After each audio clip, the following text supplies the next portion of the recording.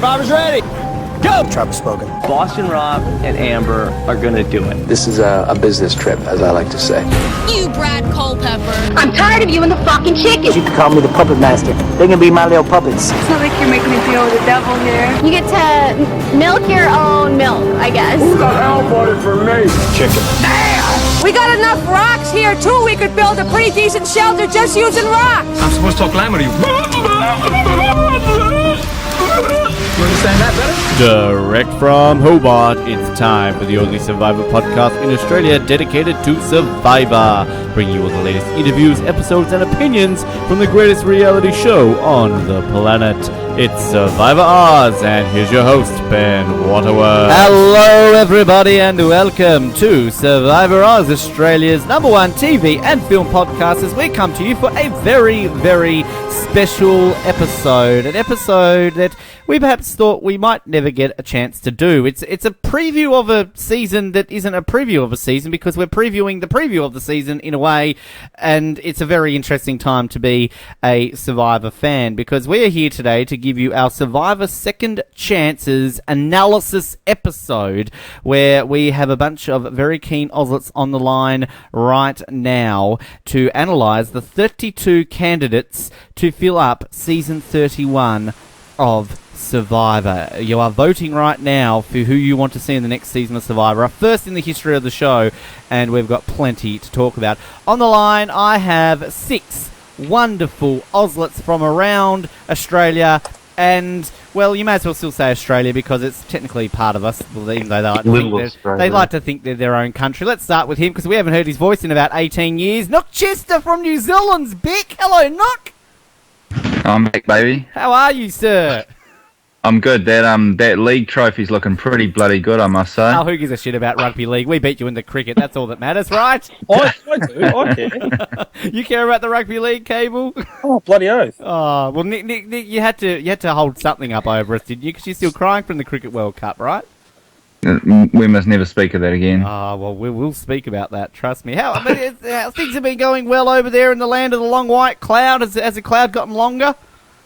Well, it varies from day to day as the weather does, but everything's going pretty good. Good. I'm glad to hear it. Also joining us from a fair distance away, it's I believe the first time she's actually appeared on a group episode since officially being an Ozlet. It is the wonderful Gemma Kinghorn. Gemma, welcome to Survivor Oz.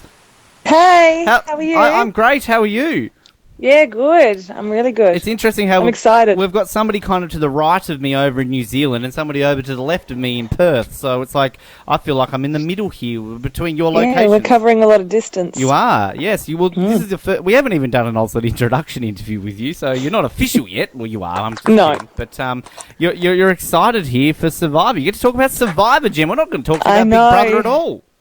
I know, and I've been talking about Big Brother for the past week because I've been over in Melbourne, so it's going to be nice to think all Survivor all the time now. Okay, so we're not allowed to mention the Cricket World Cup and Big Brother. All right. Yeah. They're the taboo subjects tonight. Speaking of taboo, it's a man who often crosses that line of taboo, and we're going to make sure he's on his best behaviour tonight. It's Julian Groneberg from Queensland. Julian, welcome back. Good to be here. I'm very excited. Keep myself in check, and I'm the most northerly Ozlet at this point. So yay! You are. How is the land of the Queens tonight? Is it it's warm? fine. It's fine. It's cooled down. It's nice. It's not sweaty, humid. So it's better time of year up here. I'm glad to hear. Speaking of better time of year, it's Cable Brandon. Cable, welcome back to Survivor Oz. Thanks for having me. I've got my beef jerky ready, and I'm ready to Corinne Kaplan some asses on this group. Did you smuggle in that beef jerky? No, I didn't have to. No. All right. It's from New Zealand too. Oh, is it? I didn't know that. Yeah. Didn't know they had cows Sheep over there. jerky was that? Is it lamb jerky? But that's just what they do. We don't jerk out sheep. That's not what I've heard. Not in public, anyway. But speaking of jerking their sheep, it's Noah Groves. Noah, welcome back. Thanks for having me. As you said, it's a very exciting time to be a Survivor fan, and this is definitely something I thought we would never be doing, voting for people on a season. So awesome time. Very, very exciting. And speaking of awesome times, it's the man who rides those emus around like they're his planes. It's Jared Lubeck. Jared, welcome back. Thank you for that lovely introduction about all my great hobbies. Well, look, there's not a whole lot to do in emu planes, I believe, except for riding them. Is that right? That's pretty much it. Good. I'm glad we've covered the bases and locations and everything else. But yes, no, it is a huge time to be a Survivor fan because Survivor Second Chance. Now, this was announced at the end of the last episode of Survivor Worlds Apart, episode 12 to be precise, if you are listening to this for some reason into the future. But basically, if you've been living under a rock made by Deb Eaton, you haven't heard what's happening, we get to choose who's on the next season, season 31 of Survivor. There are 32 possible people to vote for, and 20 of them will be on season 31. You can vote every single day for 10 males, 10 females, and they will be announced at the Survivor Worlds Apart reunion, where they will be there with their bags ready to go and straight onto a plane to where we believe will be Cambodia, even though that hasn't been officially announced, but we'll just say it anyway. So we're going to sit here tonight and we're going to go over each of the people. We're going to get thoughts and opinions and everything along those lines. And we're also going to use headphones, Nick, if you can, because I'm hearing a bit of feedback coming through the speakers. So we're going to go through each of the people, get some thoughts and opinions, and then we're at the end of this episode, we are going to give predictions of who you think the final 20 will be. And then when we come together for our Survivor Second Chance preview episode, yes, we are still allowed to do those, we will see who got the closest in terms of predicting the cast. I just want to get a bit of a vibe, first of all, from around the room, your initial thoughts of these 32 people, because we should say that these had been leaked for some time. I think there was a list of about 40 at one stage, but for the most part, we knew who these people were for a while. It's all been official, though. Caleb, I'll start with you. What's your take on these 32 people that we're voting for? Are you happy with the 32? Disappointed in the middle? Look, I can't lie. I can't say I'm not a little bit disappointed that some people weren't brought back from, again, a few more earlier seasons, and the fact that it's very weighted to recent seasons, I think that's a bit of a letdown. But having said that, I mean, there's still some excellent choices there and people that would make great TV, and some relationships that would be interesting to see how they mesh, or how they don't get along or they do get along. Yeah, I mean, look, we could sit here all night and talk about who missed out, but we've got to be realistic. Some people were probably able to go out at the drop of a hat, like they're going to be this coming May the 20th. And then there's obviously some people that probably, like, say, Gina Cruz, for example, might have been keen to come back, but again, having young children and maybe getting time off work just didn't fit her schedule. So this is what we got, and let's vote. Jared, what's your take? Yeah, I'm fairly happy with everything. A little bit disappointed, I suppose, just with some of the people who I thought would just come back for... I suppose this is technically an all-star season, but I suppose more of potentially like another heroes versus villains or just some sort of other theme. I think having kind of the second chance, there's a lot more people who they could have brought back who potentially didn't do so well, and some of the people who seem to be absolute shoo-ins who have come back at a later date. I'm sort of a bit surprised that some of those big names have made it onto sort of this type of season. I suppose I would have rather seen just some more people who potentially lost out due to twists or were just kind of good characters but went out early. Julian? Yeah, I'm pretty happy with it overall. Like, it's not my perfect cast by any means, but I think they've done a fairly good job, like, with the constraints of, some people probably saying no, and they do have old school players, which is awesome. But that said, it is a little bit top heavy on like the last 3 seasons, which, look, I can see why they do that. But yeah, there's a lot of middle era seasons like Guatemala and Gabon, which have like no contestants at all, and that's just really, really disappointing. But overall, like, there's some pretty awesome people that are there. So yeah, I'm pretty stoked. Gemma? I think it's pretty good, but we've got to remember that there's how many survivors that have never come back before. Like, there are hundreds eligible to be a second chance castaway, and they've had to bring it right down. And as you were saying, They're all a lot older now from when they first played, so they do have kids and they've got jobs and things that they have to do that makes it so they can't come on. So I think it's 32, isn't it? Of the 32, it's pretty good choices. Lots of strong personalities, though. I think it's going to be like a heroes versus villains sort of series because they don't have a lot of the middle of the road. Like in this season, there's a lot of middle of the road coasting castaways, and we've got a lot of big personalities in our choice. So I think it's going to be good. I think it's going to be full on. Okay. Nook? Bring back Boo. Bring back Boo. No, I'm just... Woo or Boo? Like, are you on the Woo band, right? Wow. No, Boo or Boo Earns. Oh, Boo Earns, right.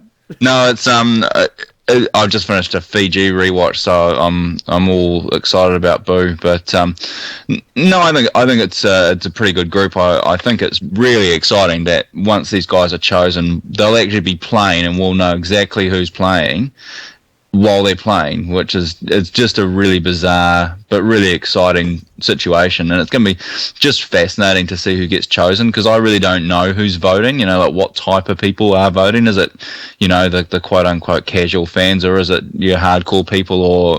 So it's just going to be really interesting to see what happens. Noah?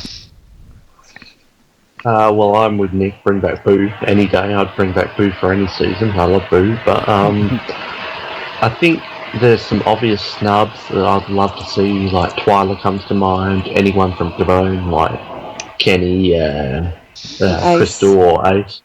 Yeah, Ace, definitely. Not Crystal. For the most part, I think it's a pretty good group of 32 that no matter what 20 get on, as long as the absolute essentials are on there, like Keith and Shane, Terry, Kelly, as long as the essentials are on there, no matter who gets on, I think it's going to be a pretty good group of 20. So I'm with Jared. I think it should have been a more second chancey one, maybe without the vote, so an actual second chance. But for the most part, I think it's a good group of 32 people. I'm excited. It's just exciting. I think Nick kind of summed it up well when he said that, we're going to know that these people are playing Survivor. Like, this is the first ever time, really, that we know a cast as they're going out there. I mean, I spoke a little bit about this to T-Bird the other day, and it's fascinating, I think, to know that. And, I mean, that in a way also, I suppose, leaves it very open to spoilers when they all come back, because there's going to be a lot of, not he said, she said. We're going to know who's out there, so you're going to know who's going to be saying what and who said this. But it's just exciting that, especially because it's a 3-month period between season 30 and 31, that we will be knowing sort of, okay, this is the day that they're starting to film. This is day, 22. What's Kelly Wigglesworth doing out there right now? The queen she is. It's going to be just fascinating. But sandwiches. Let's not start that cable. But yeah, it should be good with Will. Oh, all right. Now, just before what we're gonna do is we're gonna group the people into sort of groups of 4 and get some thoughts. Kind of similar to what we used to do on the OzCaps back in the day, before OzCaps took like 8 hours. Back when they actually were restricted to 1 hour time slots. But just a few things I thought I would go over here in terms of the stats. There's 32 people, obviously, 16 men, 16 women. Now, 5 people on this list come from the first 10 seasons, 5 come from the middle 10 seasons, and 22 come from the last 10 seasons. 15 of these people, nearly half of these 32, come from the last 4 seasons alone. Yes. Which, look, I mean, that's Cable. It's very recency bias heavy, isn't it? Yeah, I think they got that from... they obviously looked at the Survivor Oz votes of Oscars over the last few years and realised maybe that's what people want to see. Where's Eddie? Yeah. I don't know. Again, look, it's going to be interesting to see how it all plays out. In my mind, I'd like to think most smart people or Survivor fans would be voting for, your T-Birds and your Kelly Wigglesworth and Kimmy Kappenberg and all the old school, and it's just going to be a potluck almost of all the new ones, whether they get on or which of those people get on. But then I've got this really, really big fear that too many recent ones get on it, and the T-Birds and the Keiths and the Shane Powers just miss out. That's what I fear. Speaking of Keith Famey was robbed. How Keith Famey's not on this list? Now, I should also mention that out of the 30 seasons, 16 of the 30 seasons are represented here. The 14 to miss out, and we'll take out Heroes, Villains, and All-Stars for obvious reasons. So the 12 then to miss out, obviously, are Marquesas, Thailand, what a travesty, Amazon, Vanuatu, Palau, Guatemala, come on, folks, Cook Islands, that's not too bad, Fiji, Micronesia, Gabon, Nicaragua, and surprisingly, Caramoan didn't get any of their... I mean, Eddie Fox is robbed, like 11th greatest one-time player of all time. Gemma, you're an Eddie Fox fan. I am. For what reason? And Reynolds as well. I like both of the boys. I like the Three Amigos. So I I don't know. And Gabon. Gabon is the one that stands out for me.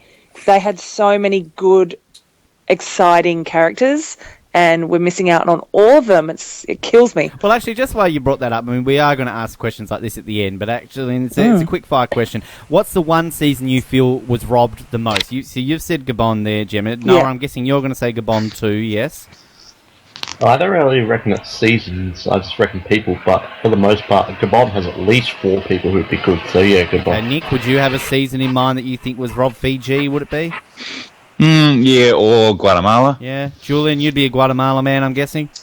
Yeah, I'd like to see, obviously, like, some Amazon people come back, but that will probably never happen, so Guatemala definitely. Dan Liu robbed completely.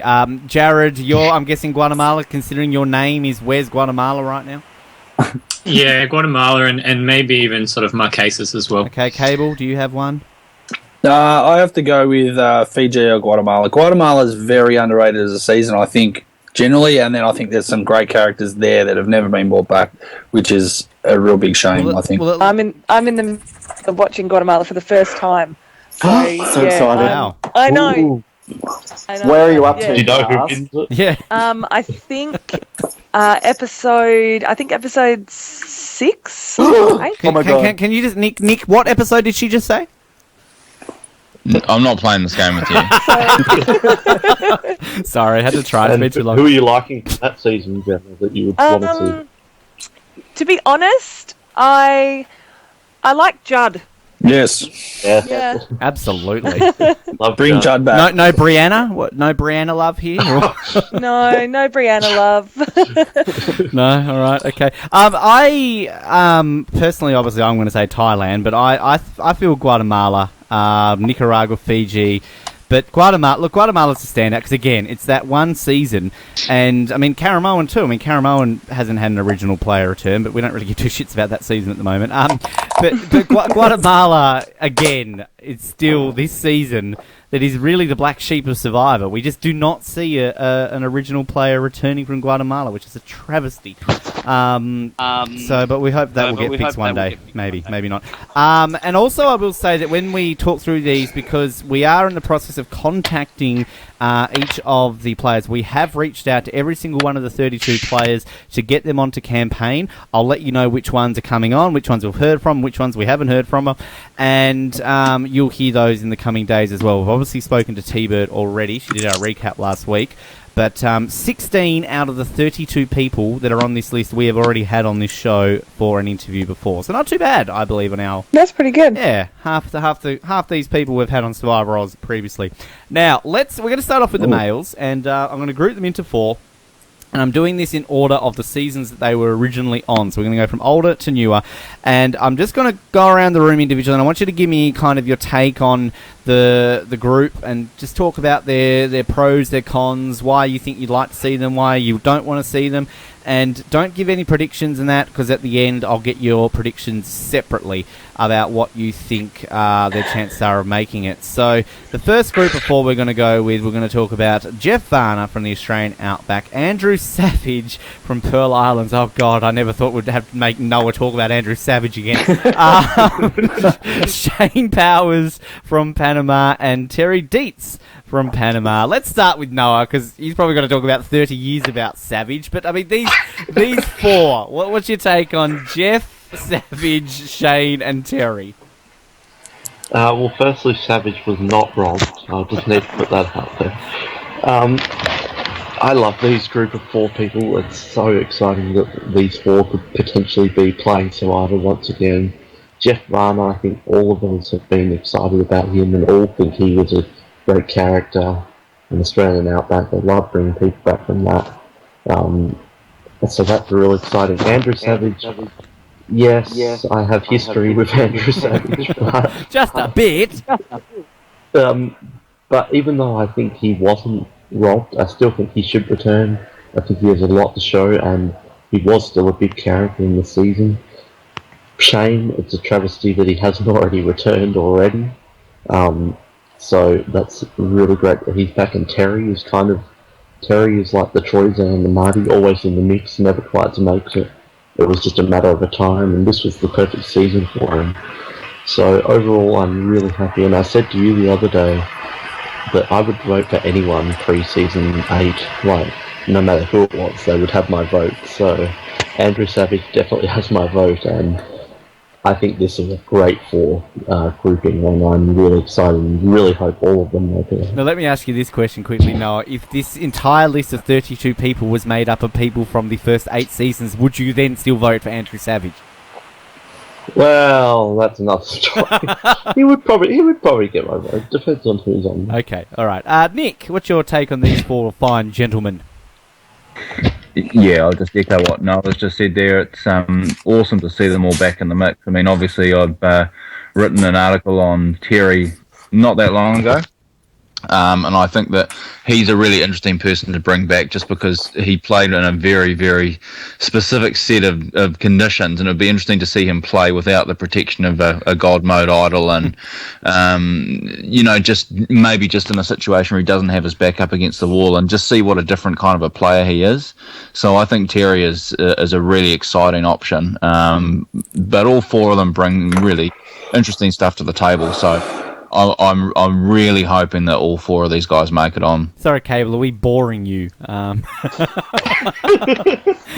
just had a massive sigh all of a sudden there, Cable. Like, was that from me? Yeah, well, I think so. Your box lit up. Oh, no. Oh, okay. Well, I was. It might have been a fart. I mean, let's be fair. No. I was just writing notes, and I moved in my chair, so I don't know. Maybe. Oh, okay. There's screaming and farting going on. Gemma, what's your take on these 4? I think 4 really strong characters, and I think because they're from such early seasons, we saw it with Base. I like the massive change in and seeing how they're playing now compared to how they played before. So I am probably most excited about Varner, but just because he's such a strong personality, and I like how he played first time. So I'd be interested to see how they go with these young cast a little bit older, but in this new because the game so that it's big. Just cutting out a little bit there, Gemma. Is it? Yeah, no, we got you back now. Finish what you were saying. Sorry.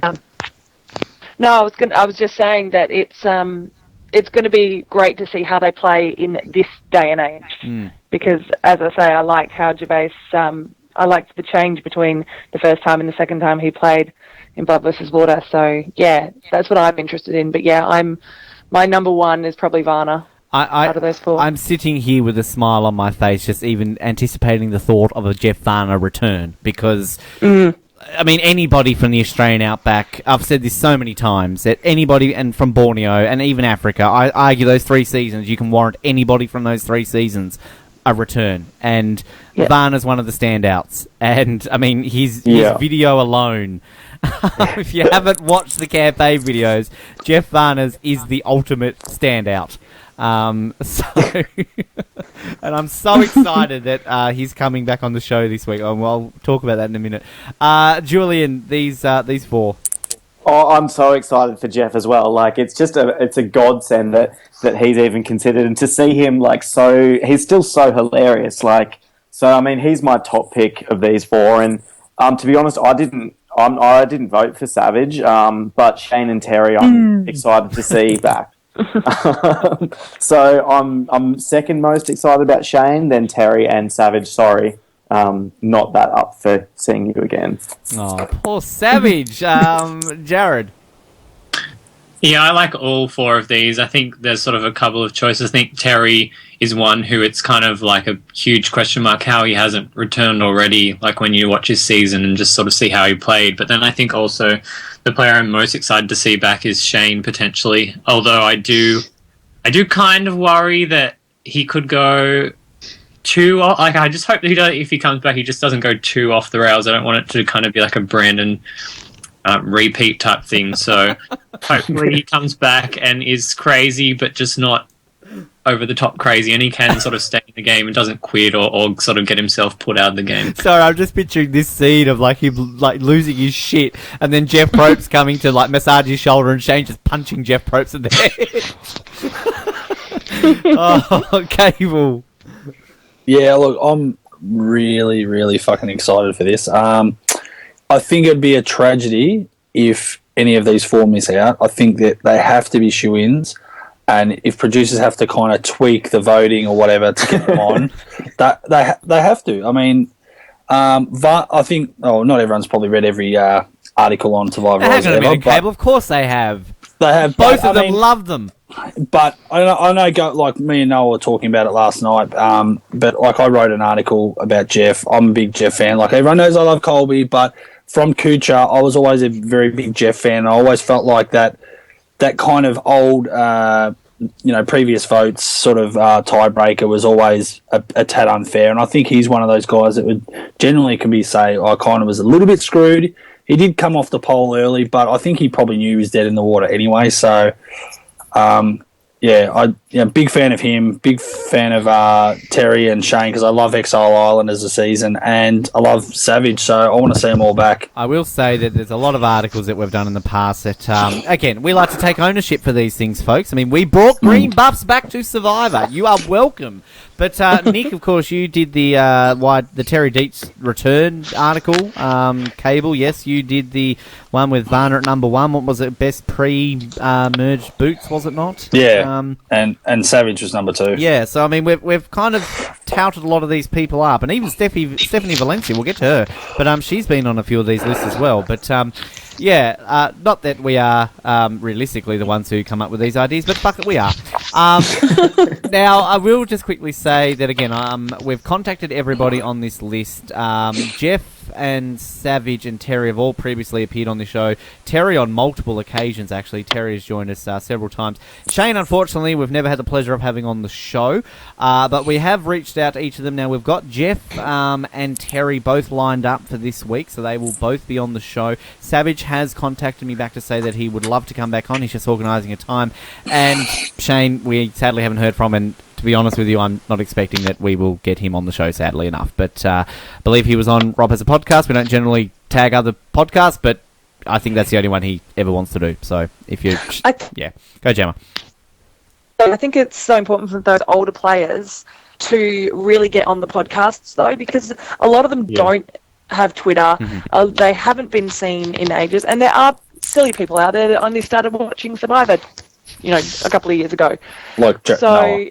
Yeah. So it's, I think it's so important for them to get into the Survivor community to get those votes. Yep. And, by coming on our show, it's going to do that. I agree. I think it's important. And a lot of these people have actually signed up for social media for the very first time since this. So, I mean, Savage was on Facebook, but he didn't really use it too much, but he's sort of being a bit more active now. Terry wasn't really on Twitter and all that sort of stuff, but he's on there now. So the whole campaigning thing is just so epic. All like every day is a new day in the campaign trail. And Varner's campaigning is hilarious. Varner's out there. I think he put one up there of Philip Shepherd saying, I see dead people, #vote Varner. He's got some good memes, on Twitter as well. He's got So Varner's fantastic on there. But no, we're looking forward to getting him on. And if anybody listening to this has questions specific to the people returning, we're not going to open them up to listener questions unless they have never appeared on the show before. Because if they've never appeared on the show before for a full-length interview, we're going to combine it as a full-length interview as well as a campaign interview, if that makes sense. So we will tag that as a get involved. But for someone like Varna and Terry, who we've had on multiple times, we're just going to interview them. But again, we will let you ask questions if you do get them into us. Now, let's go now. I think we'll go 4 men, 4 women, 4 men, 4 women. So we'll go to the 4 women now. Oh, my goodness. I might need to step away here for a moment, ladies and gentlemen, with this group of 4. Especially the first person, because I never thought in my dizziest days that I would ever be able to say that this person has a chance of coming back to Survivor. Kelly Wigglesworth, the runner-up from Survivor Borneo. Stop press, everyone. If you don't vote for her, you're not allowed to listen to this show anymore. Kimmy Kappenberg from the Australian Outback, Teresa T-Bird Cooper from Africa, and PG Law from Survivor China. Let's start with you this time, Cable. These 4 fantastic female contestants. Again, extremely excited to see all 4. Again, I think it would be a miss of the fans not to vote these 4 as certainties. Kimmy's an interesting one because I know we all love her, but I think if this had been a vote, a second chance of season probably 10 years ago, or sort of season 10 or ish, I don't think I would have voted for Kimmy to come back. But I think now that so much time's, it'd just be really interesting to see her back. And assuming Varney gets on to it, it'd be interesting if they're on the same tribe, how they'll... Well, it'd be interesting. I think they'll have that camaraderie because they're on the same season. I think they'd get along, but then you wonder whether, when push comes to shove, whether Jeff would remember the fact that he got voted out because of her pretty much letting loose the information that whether he just cut her throat to get to $1 million. So, yeah, there's some interesting dynamics there as well. Let's go to Jared next. Jared? Yeah, this is another good group. I think kind of all of the old school people I really sort of want to get on. Also, just because I think if the fans vote for these people and they get on, then it kind of sets a precedent of sort of these old school players returning in sort of future seasons. So I just hope that these players get lots of support, just so I suppose it shows producers and Jeff that the fans kind of want to see these people back. And then I also hope that the people who do get on do well kind of from these older seasons. But I think amongst this group, they're all great. I mean, if I had to not see one, Kimmy, I wouldn't be overly depressed if she didn't make it. But I mean, having all 4 of them would be great. Julian? Yeah, I'm voting for all 4 of them. I'm way excited to see them all on. I'm a little bit nervous about how Kelly and Kimmy could do. I mean, they're pretty much unknown because it's just been so long. So we don't really know how they'll go at all. I feel like Teresa Cooper, T-Bird, could still do pretty well social game, and same with PG. But it'll be really interesting with Kelly and Kimmy how they go. So I hope they do well, but... I'm not that optimistic if they get on the show that they'll do that well. Gemma? I'm most excited about these 4, especially of the women. I felt the women's choices that we have were a little bit weaker than the men's, but these 4 are on the top of my list straight away. I love PG. She's probably one of my favourite players to ever play, really. I'm just most excited to see Wigglesworth there. I would be ecstatic if she made it to the jury and then just absolutely lets loose on someone, as Sue did to her. I just think that would be the most interesting character development. No, it's going to be a good one with these 4 women if they all get on. And once again, I think they need to do the podcasts to get on. I'll get to that in a minute. Nick? Oh, Ben, are you sitting down? I look, trust me, my hands are up on my head right now, Nick. I am not overly keen on seeing Kelly back. Get off! Look, I just don't think that she's really there to play the game. I think it would be a wasted spot on somebody that just isn't really all that interested in the whole thing. I mean, I could be wrong, but I just don't get the feeling that she's hugely into it, and I'd rather see somebody that's really into it. PG, I'm not a huge fan of. I think she's just somebody that I've never really warmed to as a character on the show. The other 2, especially T-Bird, I think is really underrated in terms of being a real cutthroat player. If you go back and actually watch her game in Africa, she'll cut anybody and she'll make deals with anybody if it'll get her further, and I think she'll fit right in all these years later. So a big yes for T-Bird. Kimmy, yeah, that's cool. The other two I'm pretty lukewarm on, really. You saved yourself with the T-Bird comment there, Chester, but you just watch your back right now, son. Noah. I will say just one comment there. The reality is that all of these people are really cool, and there's nobody that I really don't want to see. But if you're going to hold a gun to my head, then Kelly's not somebody I'm hugely interested in seeing back. If we get to Michaela Wingle and you say she deserves to be on it over than Kelly, you are gone. No, that won't happen. Don't worry. Noah. Nick really isn't living up to the stereotype in New Zealand as being nicknames, but no idea what he's on. Like, come on, Nick, you're back after a year absence. Get off. Kelly back on the show. Like, I never thought that would ever happen. I thought she was like an Elizabeth Hasselbeck or a Colleen. I thought it was just out of the question. Never going to happen. Like, this is the original runner-up coming back to Survivor. I can't even comprehend it. Like, I'm going to spontaneously combust just thinking about it. Like, it is amazing. She's my number one vote, hands down. I can't believe it. And I wasn't a huge fan the first time, but the second time I watched the season, she's great, and she definitely deserves to come back. I think she'll be great on the second time. Kimmy definitely come back, but I thought we would never ever see Kimmy back either. Like, that's a bit of a shocker too. So she's definitely on my list. Get her back now. I don't think she'll be a great player, but she needs to come back. It's Kimmy freaking Cappenberg. And T-Bird, who ever thought we would ever in a million years see T-Bird back, ever? But even though I'd love to see her back, I'd love to see anyone in the first 7 seasons, and T-Bird was a big character.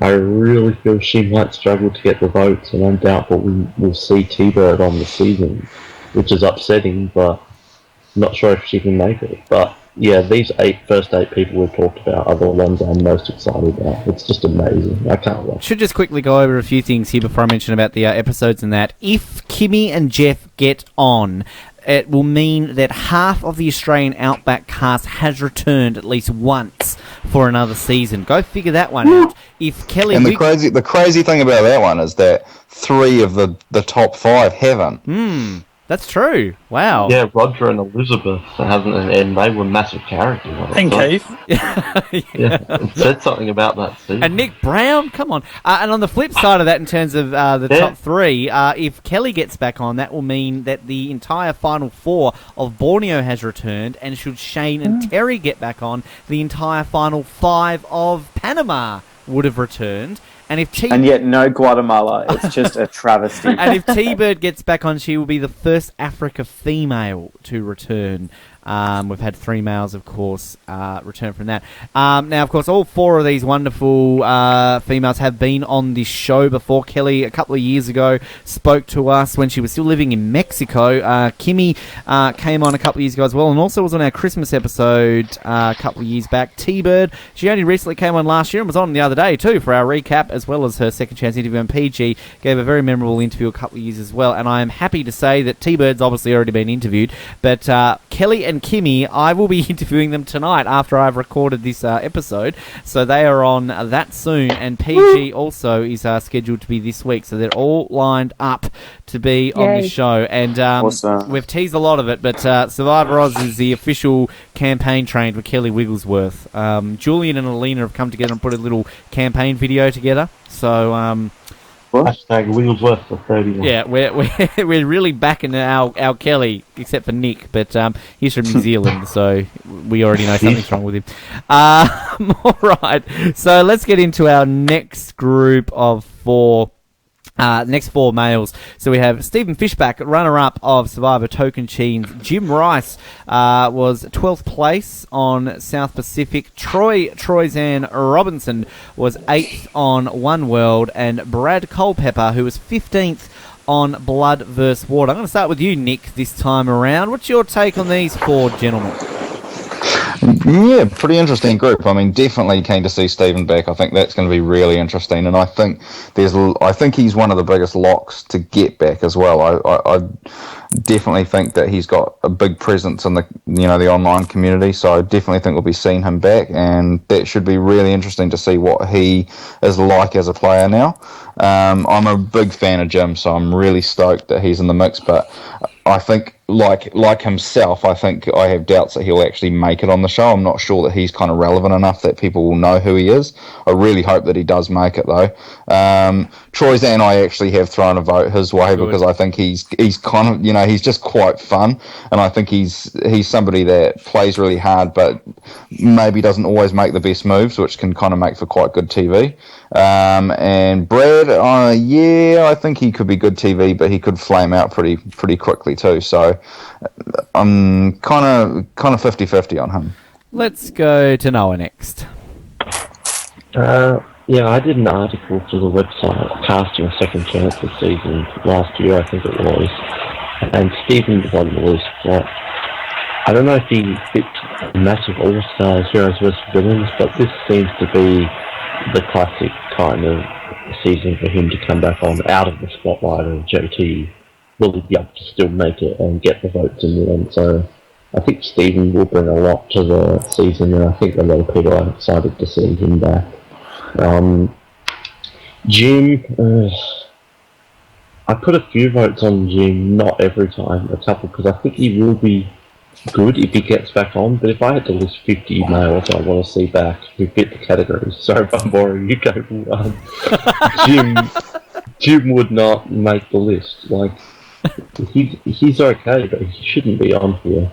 That being said, if he makes it, I'm not overly upset as long as Keith's on it as well. Who was the other one? Troy Zan. I seem to be the only one voting for Troy Zan on the entire internet. No, you're not. I am. I am.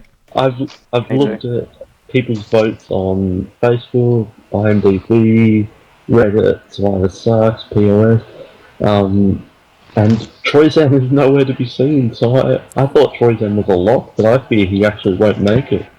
But I'd love to see Troy Zan back, so I'm a bit disappointed about that. And who's the other one? Brad Culpepper. I seem to be the only one voting for Brad. You're not. Trust me. I'm going to say something about that in a second. Me too. I think Brad, he's a bit abrasive, but I think he will learn from the second time. And hey, Monica was a pre-merge. She made it at the end. So I think. Hang on. Did Noah Gross just sort of half defend Monica Culpepper? No, I just stated a fact. Damn it. Haven't you ever met a neat lady? That's what Brad will be saying at the end when he makes it. But yeah, so if he makes it, I'm happy. If he doesn't make it, I'm not overly upset. I can live without Brad, but he's alright. I just want to put it out there before I go to Cable that I am voting for Brad and Troy Zan every time, particularly Brad. Like, I'm not seeing any love for Brad, and I do not think Brad will make it, sadly. But Brad, to me, I think you need a Brad out there. I mean, imagine Brad and Cash competing with each other. Like, and Shane. Brad is fantastic. And Abby. Like, Brad is a character, and I think he's a great player. I mean, we talked about this in our rankings. I think that, he's kind of like that rocker type of person that, because he's his reputation and how he was in, like, one moment, it's overlooked of how he actually played. And I actually think Brad is a good player of Survivor, and I would love, love, love to see him back. But sadly, I don't think it's going to happen. Cable, these four? No, I'm not voting for Brad at all. Out of the three, I'm voting for all the other three, Jim, Troy Zan, and Stephen Fishback. But it was just an interesting point. I think Jeff Probst came out when these got announced and sort of said, second chance, people didn't get far in the game and this and that. Well, there's people on this list that got to second. Stephen Fishback played an awesome game. He just had bad tribal cancelled by his own admission. Or final tribal, I should say. But I don't know. But yeah, I'd love to see Stephen back.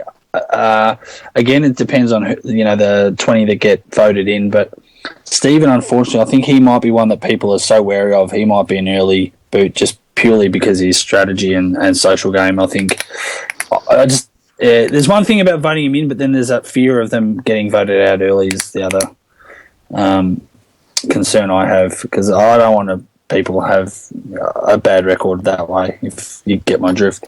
But yes, so I do want to see Stephen back. I want to see Troy Zan. I think Troy Zan's got a lot to offer.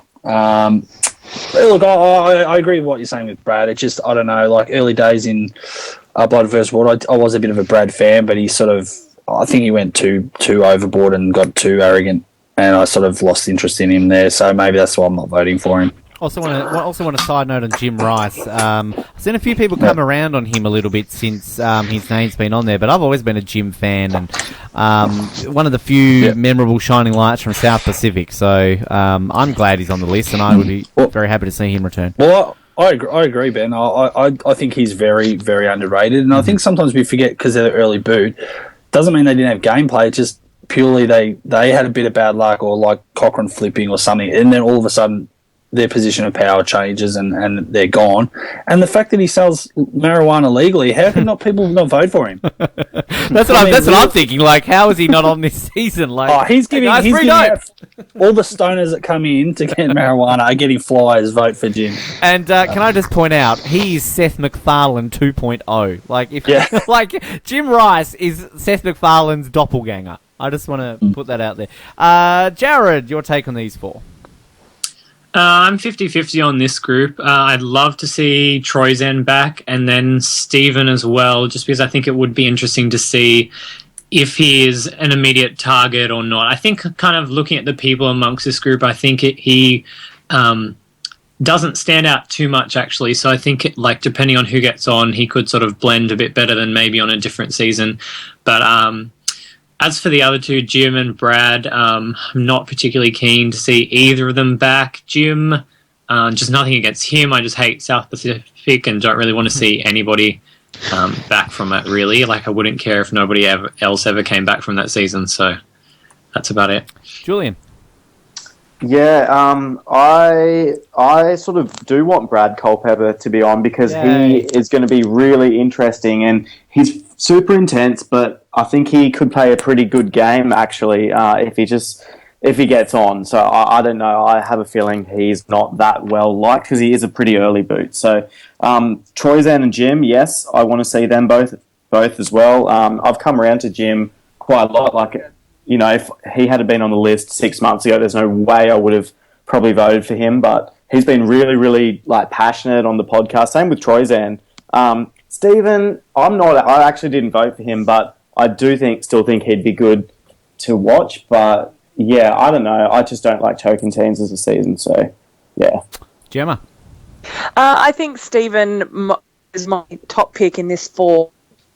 And I think that he's probably smart enough to know that if he does get on, he is going to be an early target and he'll put things in place to, get around that. I think he is probably, he's the brain of this this group, and I think all the men. Jim, I really like. I have a soft spot for early boots, so I like. Was a strong personality, and he would put back as well as is Troyzan. Troyzan's probably one of the bigger personalities. Situational in a sense in his season that he. I think we lost you there, Gemma. I think you're cutting out a little bit too. Oh, again? Yeah, it's sorry, that damn Perth internet. Like, it's the distance. It is. I'm so sorry. No, I think Troyzan is a strong pick in that group as well. I'd love to see Troyzan back. It's surprising that you said no, that not many people are voting for him, because I think he's in that group kind of with your Terrys and your Shanes, that they're always on that gonna be cast again list, but they always get cut off. So I think it'd be a travesty if Troyzan doesn't miss out. I mean, to me, every single one of this, I think Stephen's a lock, but I think personally I'm voting for Jim, Troyzan, and Brad every time, but I'm not too confident that Troyzan maybe, but yeah, I'm not confident they'll all make it on, sadly. But yeah. In terms of, all of them, of course, have been in that group of being contacted. Jim has been on the show before. Troyzan's been on multiple times. He was only on a couple of weeks ago for a recap episode, and Brad's also been on a couple of times as well. Sadly, we have never had Stephen on the show, not without trying. Let me just say that. But I'm very, very happy to say that situation seems to be coming to an end because Stephen has agreed to come on the show this week. So wow, I was so excited. Not only to campaign for second chance, but also we will talk to him about Token Chance, asking the famous 5 questions, everything along those lines. Jim also is scheduled to be on this week. Troy's out, of course, as well. And Brad, I've reached out to Monica. I haven't heard back yet, but we hopefully will hear back from her soon. Now let's go to our next 4 females from the 19th season of Samoa, finishing in 7th place, and only the second person from Samoa to be possibly returning that isn't named Russell, Monica Padilla. From the 22nd season of Redemption Island, finished 14th position. Stephanie Valencia from the 22nd season of Redemption Island, also 3rd place finisher Natalie Tenorelli, and from South Pacific again, 14th place finisher Michaela Wingle. Let's start with Gemma this time around. These 4 ladies, what's your take on Monica, Stephanie, Natalie, and Michaela? I didn't vote for any of them. so I don't really have much to say. Yeah, they're my middle of the road girls that are in every season, in my opinion anyway, that I can take them or leave them most of the time. Yeah. That's all I have to say. I'm not voting for these girls. Who would you compare them to from your season of Big Brother, Gemma? Oh, I know we weren't meant to mention Big Brother, but I just have to give this answer. I've just spoken to half of the people I'm about to say. Are they Survivor fans? Will they listen to this? Maybe. They might if I tell them not to, though.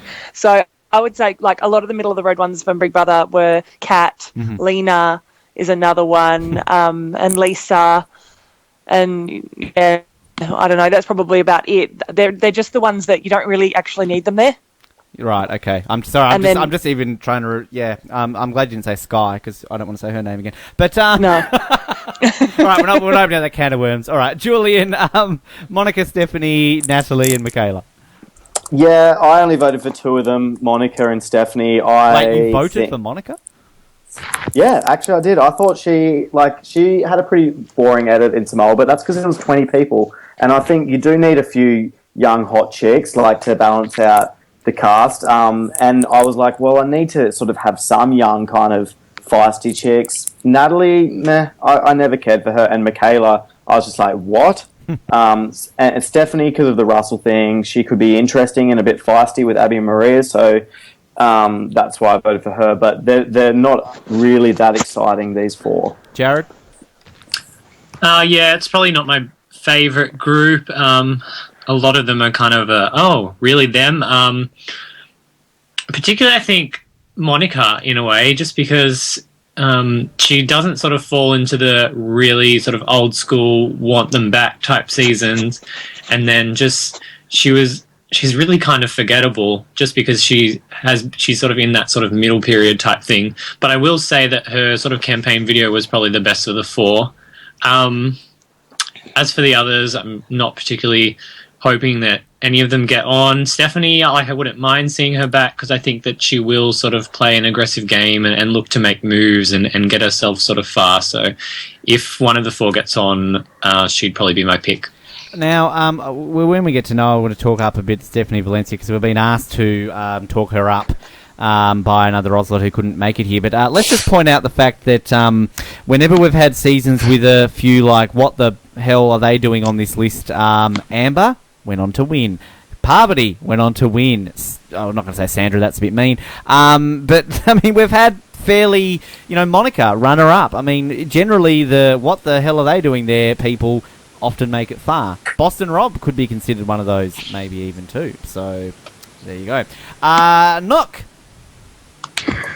I don't think I've got much more to add. I think very much the same as everyone else. They're all a bit kind of meh, but having said that, I think that they could be quite interesting, especially I think Natalie, there's potential that she's learnt from the experience of playing with Boston Rob that she's not going to take anything for granted. She's going to play to win.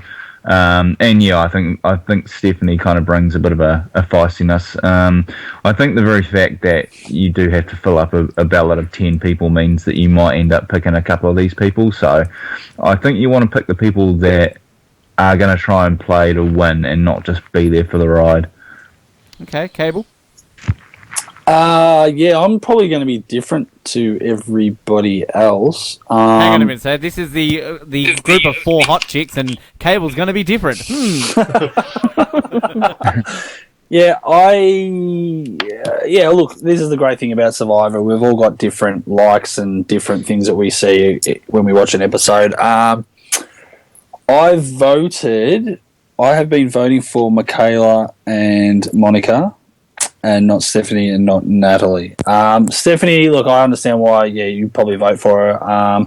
Natalie, she's easy on the eye, but I just don't need to see her back. I just don't think she played much of a game before. Yeah, she might be in the mould of Amber, played it young, and then comes back and she could dominate. But Monica was thereabouts, and in a season that was heavily dominated by Russell, I think she was feisty enough, and it's more a curiosity to bring her back, see how she goes. And I think, like you just said, Ben, I think her, Michaela, and a couple of the other ones that have sort of those what the fuck sort of selections, they're the kind of ones that could actually go pretty far. So it's just interesting to see how they go. I think that these 4, they're interesting because they're all kind of players that they're more well known for either being overshadowed or having relationships with a dominant individual. So like, Monica and Russell, Stephanie and Russell, Natalie and Boston Rob, and of course Michaela with Brandon. So it's interesting kind of these 4, how they've got that. Noah, these 4, and I obviously want you to pay particular mention here to Stephanie, because we're gonna be here for I can't even remember his name. Colin, that's his name. I was going to say the Canadian, but sorry, Colin. Andrew. Who? Yeah. These 4, like most people, bar Cable, are kind of 4? Alright. Okay. But Monica, I think anyone from Glue, the tribe, would be good to have. Yasmin. Just because that tribe was obviously heavily overshadowed by Russell Hantz, and Glue is quite a good tribe. We just barely saw them because they won all the time. So I feel like maybe we're not giving her enough credit because she was on Glue, and she might actually be a really good character.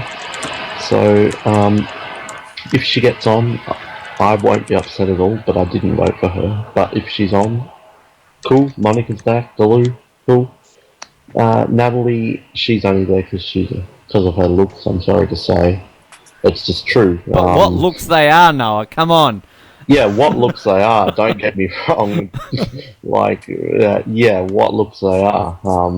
And almost worth it. But I just feel like Ashley Underwood would fit the... yeah. And she's a looker too. So I think she would have been a better candidate over Natalie if you had to bring someone back from Redemption Island. Couldn't agree more, Noah. Yeah, I think Ashley could be good. And then Michaela, I didn't vote for her. If she gets on, I won't be too upset. She was an alright character. But if you're bringing someone back from South Pacific, Christine frickin' Shields Markoski. Yes. She fits Second Chance so well, more than anyone at all. She's the ultimate Second Chance. So much yes. And she was pretty awesome. But I do wonder if Michaela and Monica get on, if they will form a anti-Hantz alliance. Because they've both got history with the anti-Hantz. Yeah, instead of the dumb blonde alliance, the anti-Hantz alliance. The smart blonde alliance, but they're not blonde. But yeah, any of these 4, maybe except for Stephanie, make the merge. They're merge locks if they get on. And Stephanie Collins said, yes, I voted for Stephanie every time. She's the only one from this group I voted for.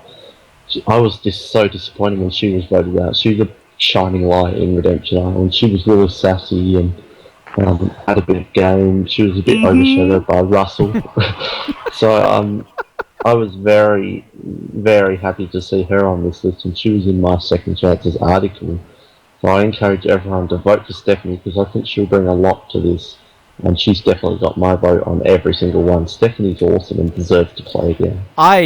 Look, the more I think about this, I'm disappointed that Stephanie doesn't seem to make my votes because I love Stephanie. Maybe I need to change my vote because I'm voting for Natalie every time. Because look, to me, that's a wasted vote, man. Natalie is in the top 5 sexiest female contestants of all time, probably top 3. And to me, that's enough to get her in. Yeah, but it's a wasted vote because she's not getting in. She's not been on anyone Gone Undone. But look, go Gemma. Thankfully aware that I'm the only girl here at the moment.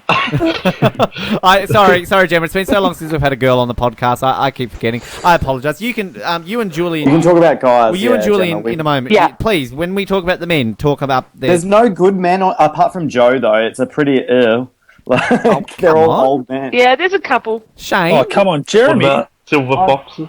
But look, we'll talk a lot about this. Jeremy's all right. We'll talk about this more on our preview episode. No doubt if these any of these 4 gone in. But I mean, to me, one of these 4 could very well be a winner of this season. I'm just putting that out there. But I agree with you, Noah, in terms of the merge. Absolutely. But yeah.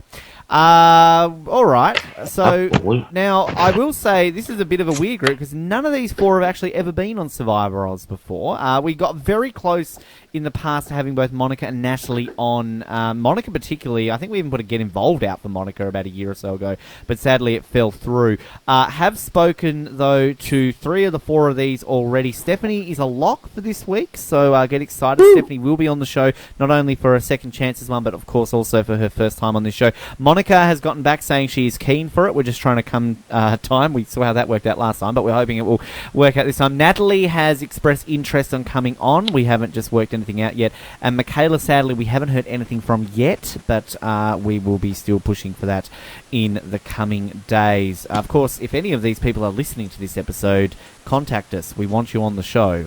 Anybody and everybody, please. That's on this list. Like Kobe, I appreciate it, mate. I know I want to see you on too, but I don't think our campaign is going to help you get on this list.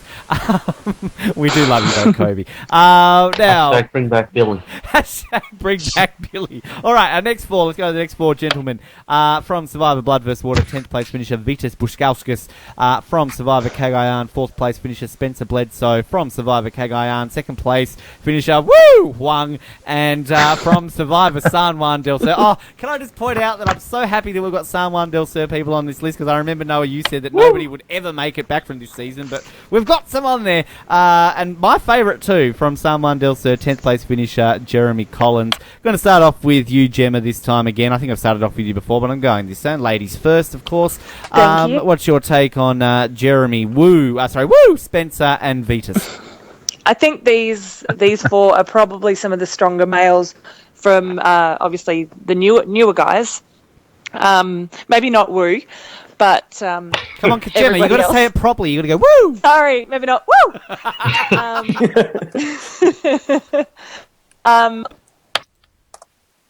I particularly like Spencer. I liked him in his season, and I still continue to like when he is tweeting the EPs. He's got really good insight into, what's happening now, and I think he deserved to win it.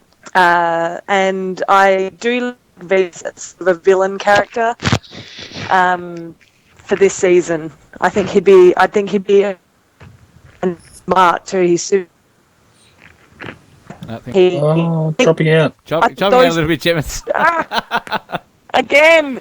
I think these are my strongest picks, Spencer and Vitas. Okay. Julian? Yeah. I actually didn't vote for 2 of these people just because it's funny with Spencer, funny talking about Spencer, because I did a complete 180 on him. I hated him for some reason in season 28, but now I'm just I really think he will get in, but I'm still voting for him anyway. I actually do want to see Woo back again. What? Just because, no way. Yeah. Yes. We've found the one person who does, ladies and gentlemen. Julian Groneberg. I'm being contrarian. But no, I think he's got something to prove. So maybe he will play an aggressive game this time and, give him credit for getting to the end. I don't think he even knows he's on the list. Yeah, he hasn't been campaigning, but that's kind of why I think he could be interesting to see. Vitas talks up his game a lot. I could take him or leave him, to be honest. Same with Jeremy. I don't think they think they're almost the best players out. I get the impression from them, and I don't know. I would like to see Spencer and Woo. Jared. I like this group. My favourite's probably Vitas of sort of the bunch. I would really like to see him back, and I think he's got a good chance just being from a recent season. As I think do all of them, I think Spencer's a lock, and it would be good to see Jeremy back as well. I wouldn't mind seeing Wu back. I'm sort of 50-50 on that. He's kind of one of these people who sometimes he'll make my ballot and other times not. I don't know if he'd play a different game, but it doesn't really bother me that he was a floater. I mean, I think you're going to have sort of that type of player in every season. I think at least kind of he had some funny moments and some good confessionals. So, I mean, that's enough for me to potentially want to see him again. Knock. I think I'm obviously not a huge Wu fan. I think Spencer's a definite lock. There's no doubt about that. And that's a good thing. I think he's a good player, so it'd be interesting to see him back.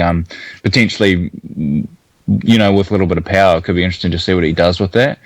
Vitas, I definitely want to see back. I think he's an awesome player. Who was the other one? I've forgotten already. Jeremy? Oh, yeah, I like Jeremy, and it'd be good to see him back as well. Noah? I actually didn't vote for any of these players at all. Whoa. Controversial, mainly because Spencer's a lock. Spencer's getting on no matter what I do. I can vote for whoever I want. Spencer's on there. Yeah. So I want to chuck a few votes on like the Troyzans of the world, and the Brads. Vitas, he will be a good character and play a good game, so I'm not going to be really upset when he gets on, but he's a lock as well. Vitas will be on this season, so good for him. I'm fine with that. Jeremy, if he gets on, I'm not going to be upset, but I still think there's better people to vote for. Like, I'm not going straight to Jeremy and clicking an X on him. I think there are a lot of other players, but he is a gamer, so it will be good when he gets on. So if he gets on, I'm happy. If he's not on, I'm not upset. Wu, this is the biggest joke of this entire list. Like, Wu seems like a great guy in real life, but on the show, he wasn't even in the freaking episodes. He showed up in like the last 3 weeks, but he can only improve. He can only be better than Kagayan, and like that. Don't you think that's interesting? But Drew Christie could improve on his like 8th time, I'm sure.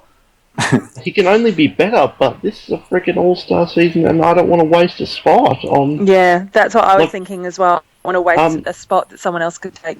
Yeah, it will be a waste of a spot, and if we think about this, Wu was barely in the season with all new people, right? Imagine a season with all returnees, all these people with great confessional sound bites. We're not even going to hear from Wu if he didn't even get any confessionals in a season with, like, new people, and... But that's because Tony and Cass, like, he had pretty tough competition, but I mean, again, and he's not a gamer. He had 0 game. He took Tony. But like, it's funny that like, are just so exaggerated. He's annoying. Like, I'm sorry. It's nothing personal against Wu at all. It's just I feel like there are so many better people on this list. I get your point against Wu. I just feel like he deserves some votes because he's not going to get any as well. Like, I think he will get on. I think. Do you reckon? I will love Wu. I doubt he will.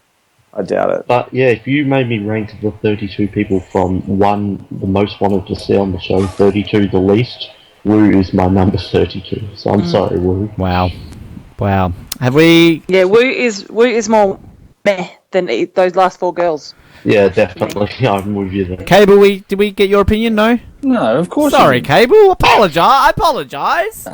No, I agree with what Noah just said. When I saw the list, and obviously there was a rumoured list of 40. Can you guys hear me? Yes. Mm-hmm. Oh no, it just went really quiet. Look, and like Noah said too. Look, it's nothing personal against Wu. I'm sure he's a great guy. If we went out for a beer with him, talk Survivor or whatever, he'd be an awesome bloke. But this is about a season we want to see. Awesome strategy, fights, twists, and all that. I just think Wu's got these moral standards that got him to number 1, but the fact that he made the mistake of taking Tony because he wanted to keep, his moral standards. Mate, you had your chance. I'm sorry, you got to the finals and you couldn't close the deal, or you made the wrong choice. Why do you get a second chance? It's not like he was voted out early.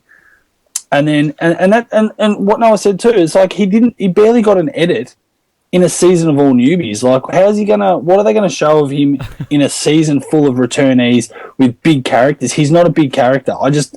To me, he is the biggest what the fuck selection that they put in there. And that's nothing personal against Wu. I just cannot. I agree with Gemma. No, it's a waste of a spot voting for him. Simple as that. I just started to interrupt you there, Cable. I've just got this weird image of Wu and Keith ending up in the final two going, how the fuck did we get here?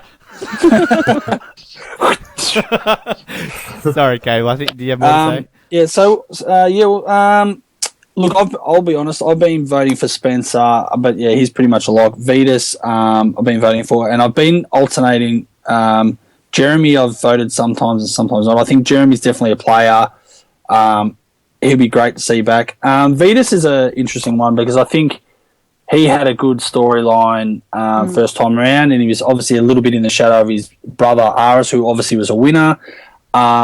He got probably screwed over a little bit by a twist. But I think how cool will it be Vetus versus Terry in a season like this? Like, I don't know. I just think Vetus will bring so much more to the table than a lot of the other males or the other guys in this group. So Vetus, I think, definitely has to come back. But I disagree. I think Nick said he's a lock, maybe. I don't know if Vetus is so much a lock, but I hope I'm wrong. I hope he is, but I don't know if he's necessarily a lock.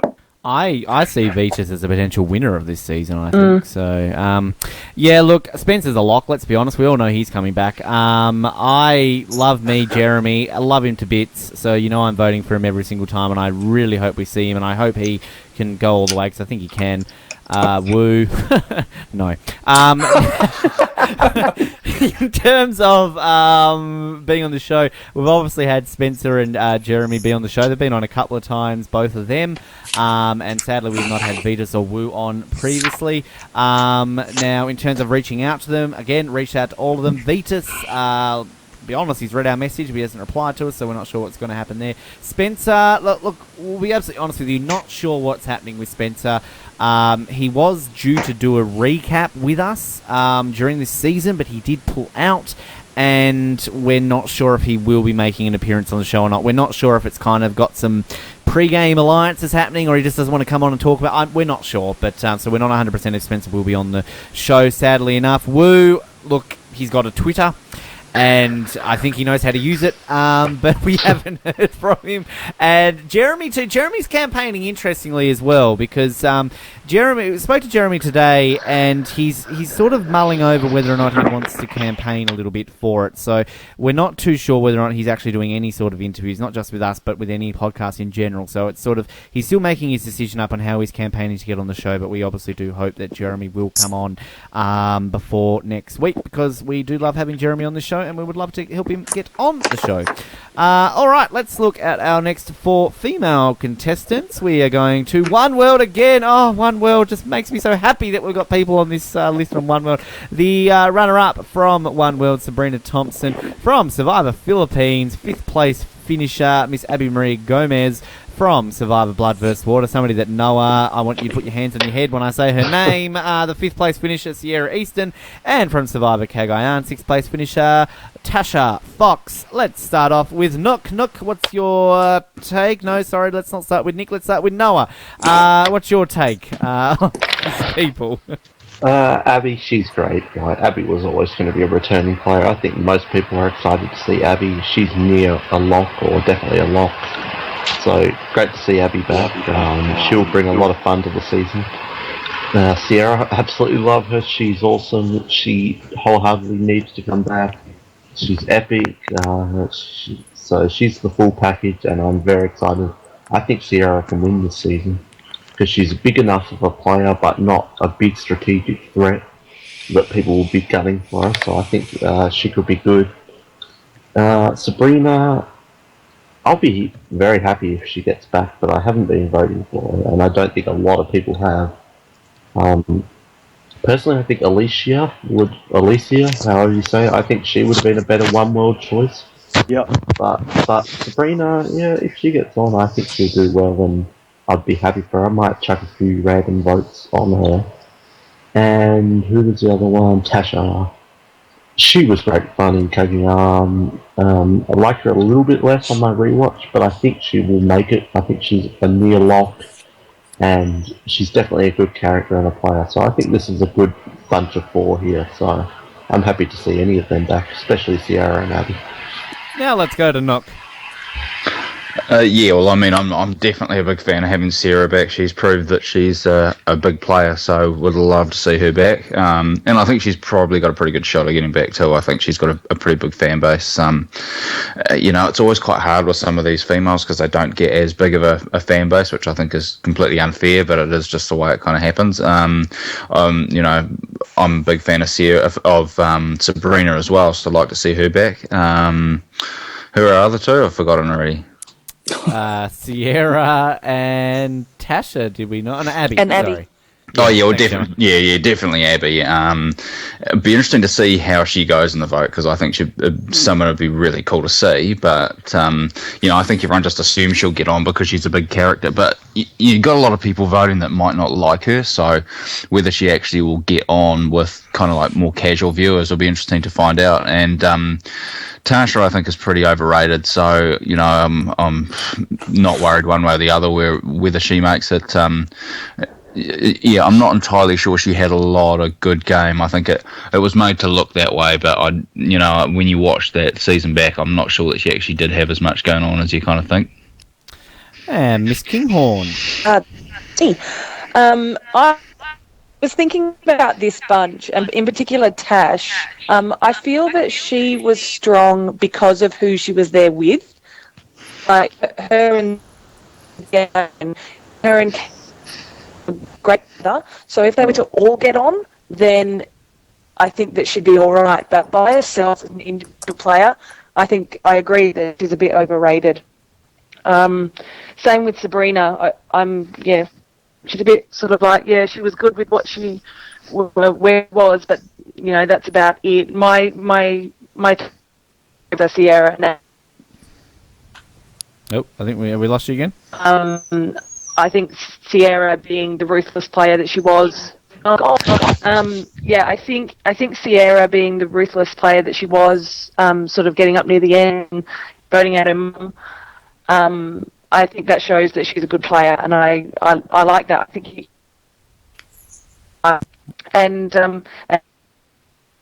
Yep. You gone again? But he's a bitch. Oh, no. Well, okay, there we go, bitch. All right. that was good timing, Gemma. You cut out, then all of a sudden we heard, bitch! I've been worried, but in the best way. Right, okay, right, so it was Abby. Okay, good, right, cool. Julian. I didn't really vote for... The only one I voted for out of this group was Abby. So, I mean, yeah, she's probably a lock anyway. I don't know, I agree with Nick. I think Tasha is a bit overrated.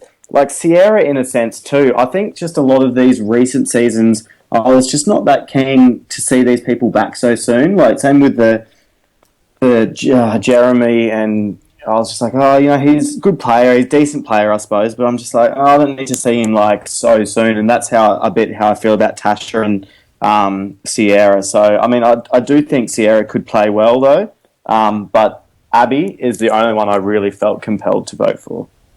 All right, Jared.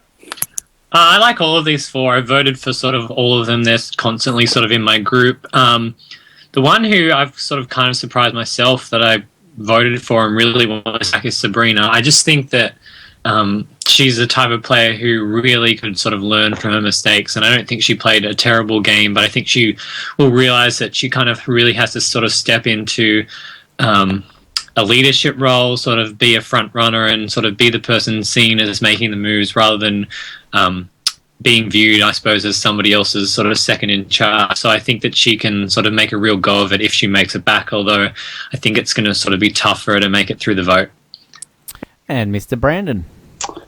Out of these 4, I've been voting for Abby and Sierra. Tasha, I just don't care about coming back, and same as Sabrina, no offense. It's just, they're not really, I don't know, they weren't really big characters. I mean, they were strong women in the game, but I don't know necessarily were they great strategists or anything like that. Nick made a good point. I'm not a massive fan of Abby, but I think she's great television, so she has to be voted back. But I see what Nick was saying, that there's some people that I think will see this list and vote on who they like, not who they think will make good TV. So there is a possibility. You think Abby would be a lock, but if people don't like her, I think she could be one of those ones borderline might miss out because people hate her. They can't see past that and go, she makes good television. She would be so angry. Can you imagine how pissed she would be? She'd be in the audience and they'd be like, and the 20th final person who could be going next season is Monica. And what the fuck? Yeah, show her face and she's just like shaking her head and just like, oh. She'd demand a recount. Yeah. She'd get Pete to come up on stage and start like pounding into Pete pounding? They're not together anymore. Aren't they? Oh, well, No, sorry. for Whoops. Sorry.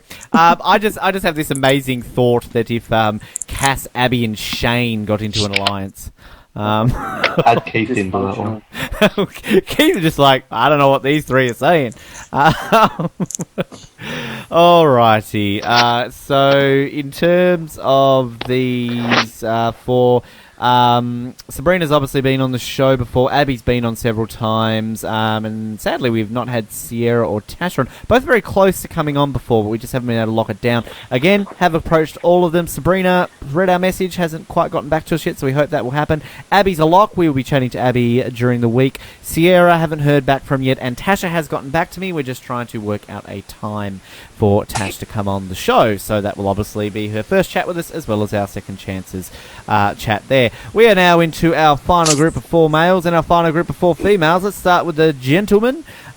Here's one that I know another person's going to get a little bit excited for, that I get to say his name from Survivor San Juan del Sur. 4th place and sticking to the plan, Mr. Keith Nail from Survivor Worlds Apart. 14th place, Mr. Max Dawson from Survivor Worlds Apart. 10th place, Joe Anglim. And from Survivor Worlds Apart, TBC, Mike Holloway. First place, the winner. Let's start with Jared. I don't think we've started with you yet. What's your take on these 4? It's an interesting group. Keith is one of the ones who's always on my ballot, just because I think while there are sort of a lot of great characters on the list, I think a lot of sort of the more recent players are just going to be purely strategic on this season, and as it's their second chance, they're going to run with it and be so sort of game focused that you just kind of want somebody there just for the comedic relief. And I think it's interesting to watch Keith as somebody who I suppose doesn't understand the game as well as other players. I like the fact that he can screw stuff up and mess up people's plans. As for the others, the Worlds Apart people, some of them are sometimes on my ballot. I think, I don't know, it's not my favourite season, so there's not a whole heap of people that I want to see back from there, and the people who I wanted to see back didn't necessarily make it onto the list. I mean, I wouldn't mind having a couple of World Cup people on, but I just really wouldn't want the whole 5 to get on, because I just think that as they are a tight group, I think they could very well sort of just all work together. Let's go to Cable next. Yeah. You obviously listened to the Oz Tops the other night, and I made the mistake of saying I wasn't voting for Keith. That was a lie. I actually was. For some reason, I felt like I wasn't. No, it's been getting to you the last few days, clearly.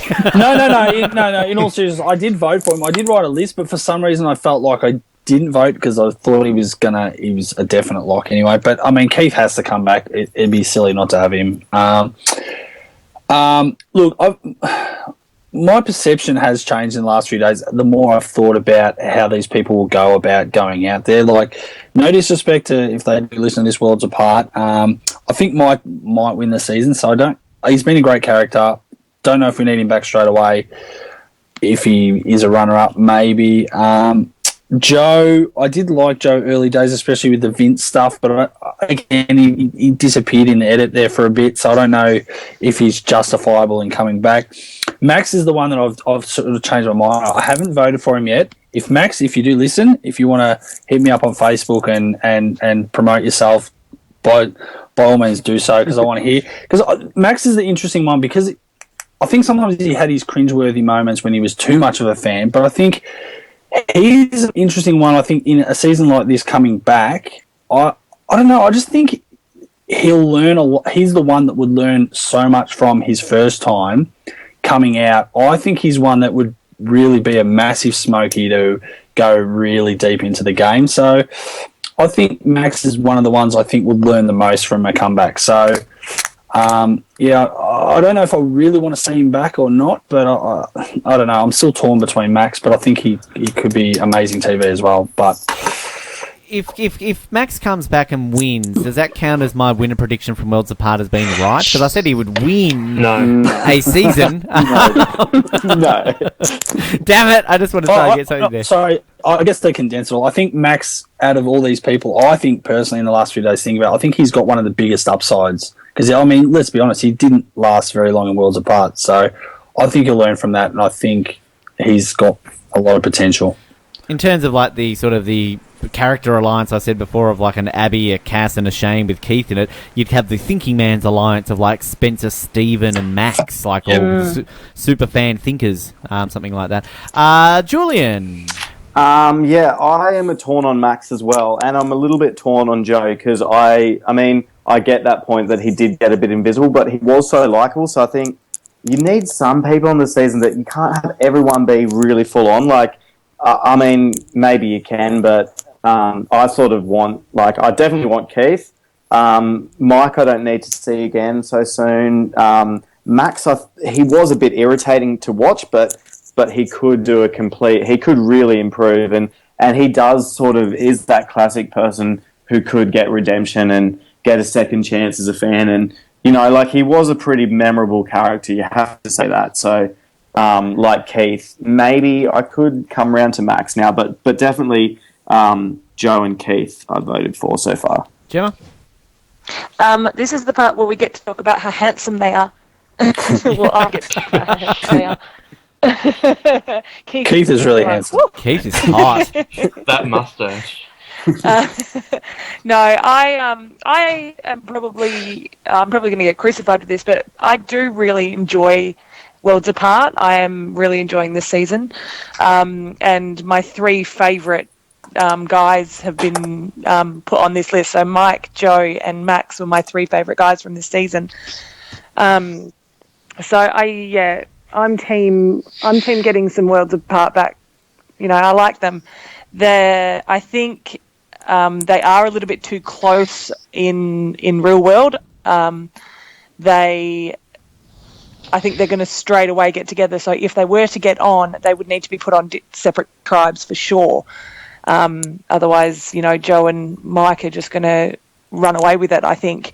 I think you're right in saying that we need someone like Joe, someone that's a little less intense, that can play maybe the hero role and the good guy role, I suppose. As everyone is saying, Keith is probably everyone's first choice, I think. He's my first choice anyway, to get him on. But I'm worried because of the fact that, you know, he's an older guy, he doesn't use Twitter. If it's these young girls and casual people voting, he might not get on, so I'm a bit worried about that. The young girls love Keith, Gemma. Come on. Oh, it's funny. Nick? I just got a general question. Since when has Keith been from a town called Keithville? Was that always the case? I was laughing so much. That's amazing. Keithville. That is brilliant. But I wasn't originally voting for Keith, but I think Noah's kind of turned me around a little bit. That I think it'd be quite cool to see somebody like him. You know, that's not quite so intense and, you know, a bit of a dumbass, but quite funny.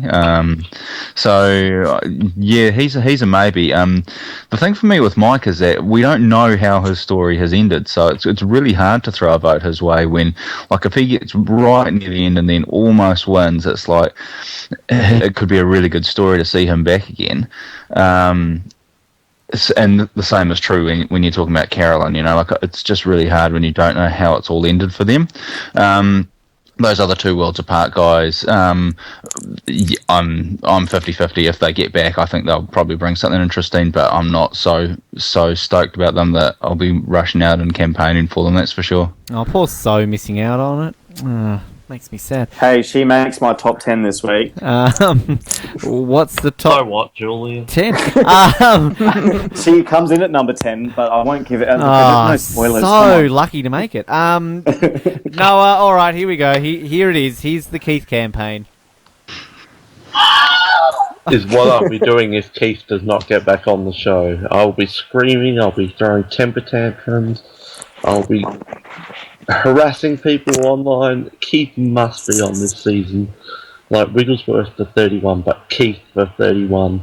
He has to be. He's the greatest Survivor contestant character ever. And he fits the bill so well. Second chances. Keith learnt throughout the course of the game his mistakes. # stick to the plan. He learnt how to play the game. So a second time, he could go out there, and I think it may have been Paul, someone who said in our group, that Keith is actually a candidate for the win on this season, because he'll get to the end and people will like him, and he's not one of these obvious targets, so Keith could actually win this damn season. I'm a little worried, because I've been looking, as I said, online at people's votes, and I don't see Keith often in those votes, and I'll be so disappointed if he's not in. So I beg anyone listening, please vote for Keith. You will not regret it. Keith, stick to the plan. I kind of spat a little in real life. Sorry. I didn't mean to. It was supposed to be a fake spit. The possum will lick it up. Yes. On to the season 30s. This goes for Shireen and Carolyn as well, and not just the guys. I feel like they should have stuck to one or two, like maybe two people from the season, one man, one woman. Like, I'm not anti bringing season 30 people back. I just feel 5, one season after they've played, is just a bit overboard. Like, that could potentially be a quarter of the cast. Like, 5 people is a hell of a lot. So maybe 1 or 2, like maybe Joe and Shireen or something, would be good. So I just think it's way too many people too soon. Joe is a lock, Mike is a lock, but I still feel like Mike could win this season, and maybe he is the red herring. And same with Carolyn, I feel like she could win. So I'm not voting for either of them just because I don't want to waste my vote on a potential winner. Like, if I put my vote on Mike and he wins, that's another vote that could have went to Keith. Or same with Carolyn. Like, if I put my vote on Carolyn, as much as I love her, if she wins, it's a wasted vote. So I feel like even though Mike and Carolyn are big characters on the season, perhaps they should have left them off this time and put them on a different returnee season. Just because it's too much of a bit iffy, don't you think? The whole, one of them may win, and if they do, we'll take them off. It just doesn't sit well. Like, I don't know if I'm the only one who feels that way, but I'm a bit that way. No, I agree. And sorry, I'm going on a bit, but I feel like Max, I'm sorry, but if they're going to bring a pre-merge for this second chance, I think they've missed a huge opportunity in not bringing Vince back for this season. Vince was a great character in his 2 episodes. He had so much to bring to the season, and I just feel like Keith, he would have made a great comical character who's also strategic in the season. I feel like while I appreciate Max's enthusiasm for the game, I just feel like there are better characters like Vince or Joaquin. And Max he's a Survivor professor. I just don't feel like he is the best candidate to bring back. So that's a long-winded way of saying that I didn't vote for any of the season 30s just because I feel like it's too soon and they should have only brought back 1 or 2 of them. But I think most of them are locked because it's so close to when the season, so the quote casual fans will log on and say, oh, I know that person. So I feel like all of them except for maybe Max will be on. And can I just please point out the biggest travesty out of the Worlds Apart people not being on the list? Where the fuck is Rodney? Me too. Like, agreed. Come on, if he doesn't win this season and he's on this list, he must win. He must yeah, win. I think he wins. Oh, look, I'll forgive it if he stuff. wins. And like, if Rodney wins, trust me, I'll be getting a tattoo of Rodney somewhere on my body because that will be the greatest win ever. But like, why isn't he even on this list? I feel like Carolyn and Mike both have legitimate choices. It's not like Dan and Will where we're like, oh, they're not going to win, so we'll vote for them. I feel like Carolyn and Mike both have a legitimate chance of winning the game, and it just makes the whole thing a bit, do I vote for them if they're going to win and not even count? But this is the thing. If Rodney doesn't win, in all seriousness, and maybe it came down to the fact they asked him and he didn't want to do it or something like that. Like, fair enough. But like, whether or not I'm being completely biased or not, because you know how much I love Rodney. But I mean, as a character, Rodney is surely a lock for this type of season. But he's got to win now. He has to win. So in terms of these people, now Keith has only been on our show for his exit interview, one of our best exit interviews. Remember when we did those, folks? But I'm happy to report that due to the research of Noah, we've managed to get in contact with him, and anything for Keith. He looks to be in a bit of a lock for this week sometime. We're just waiting for a confirmation on the time. So, and of course, now in terms of the Worlds Apart people, now we've reached out to Max and Joe. Max has read our message, but sadly hasn't gotten back to us. I've spoken to Max before, as I've said before on the show, so I'm hoping that Max will come on the show. Joe, haven't heard from, and Mike, look, we have reached out to Mike. Mike has spoken to us, but I know from the fact from talking to Carolyn that Carolyn's not allowed to, given that she's still on the show. That might change if it's the same, Mike. Yeah, so that might change if they get voted out this week. I'm not too sure, but yeah, so they're not allowed to campaign, sadly. But you would probably still say that Mike, in all seriousness, doesn't need it because Mike's going to be on the season if he doesn't win. But in fairness, isn't that a bit of a disadvantage for them that they can't? I don't think so. I mean, I can see it, but I think Carolyn and Mike are locks because they're still if they on don't the show. Win. Yeah, they're getting the exposure. I think they're getting enough publicity. Yeah, they're getting a 40-minute episode campaign every week, so I feel like they're fine. Yeah, but like. I am happy to say too that with Mike, things, I just want to just point out that publicly as well that we've had conversations with Mike and things have kind of smoothed over since everything that happened this season. I just wanted to put that out there publicly. We've made the contact there for things to get better, so we appreciate Mike sort of listening, hearing us out, and obviously we've unreservedly apologised for everything. So Mike, if you're listening, mate, we're glad that we've been able to have those talks with you, and we hope to move forward with everything too. So our final set of people, our final 4 females that we shall talk about right now from Survivor Cagayan, 3rd place, and somebody who Julian's getting a little bit excited about. Cass McQuillan I'm the only one in the world who's getting excited about this person, from Survivor San Juan del Sur. 14th place, Kelly Wentworth from Survivor Worlds Apart. 8th place, Shireen Asqui. Is that... Is it Asqui? I don't know.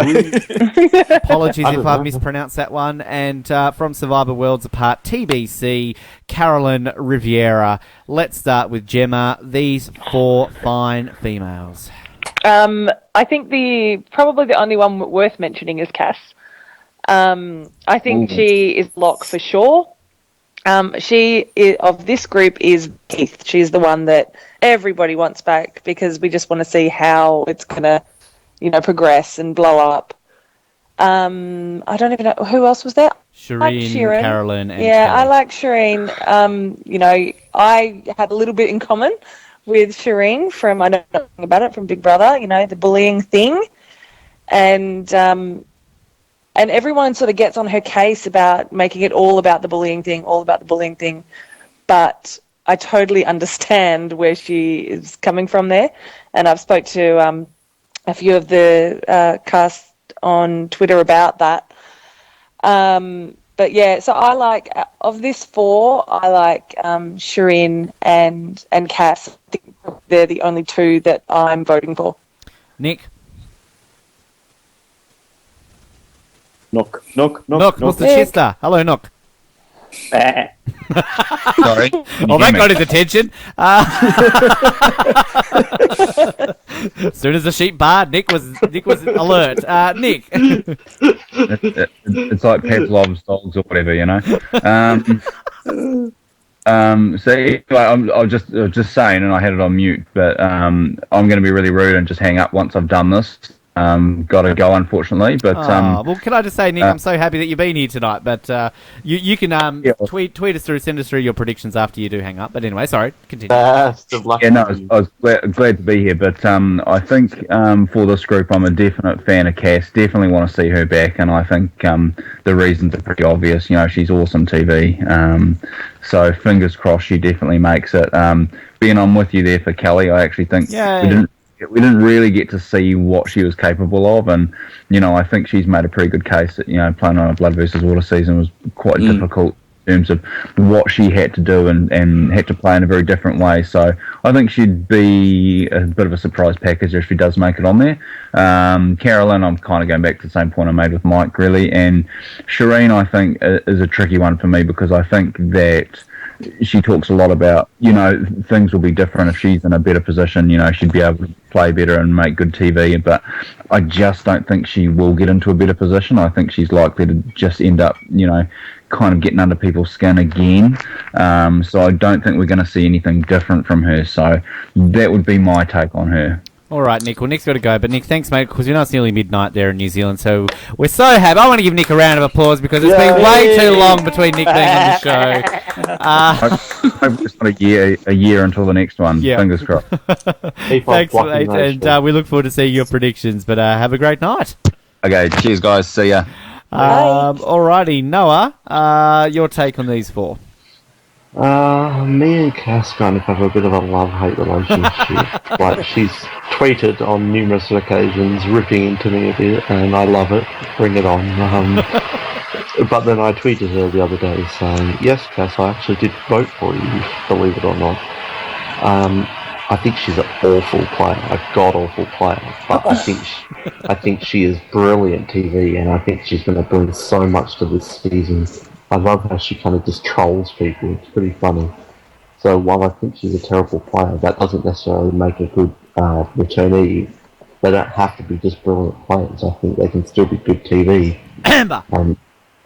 So Cass definitely gets my vote because she is brilliant TV, and I think she will learn a bit from her mistakes. So yes, Cass, I'm happy to say that you have got my vote. Kelly, she's right up there with Wu down in the basement, bargain basement with Wu. I'm sorry to say it. Kelly seems like a lovely person.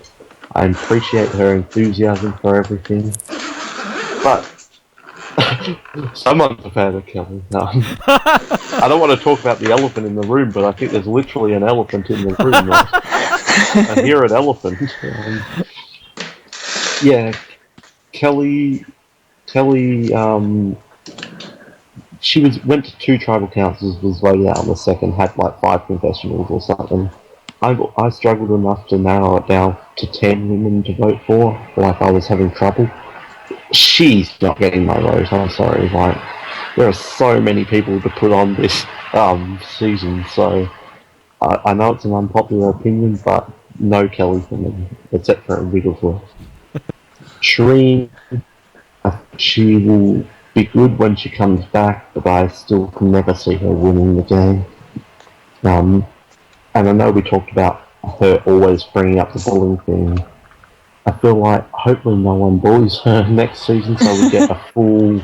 Like, that came out wrong. Like, of course I don't want anyone to bully anyone, but I hope we get to see a more fully developed Shireen who doesn't have to deal with that, who can just play the game and have fun with it.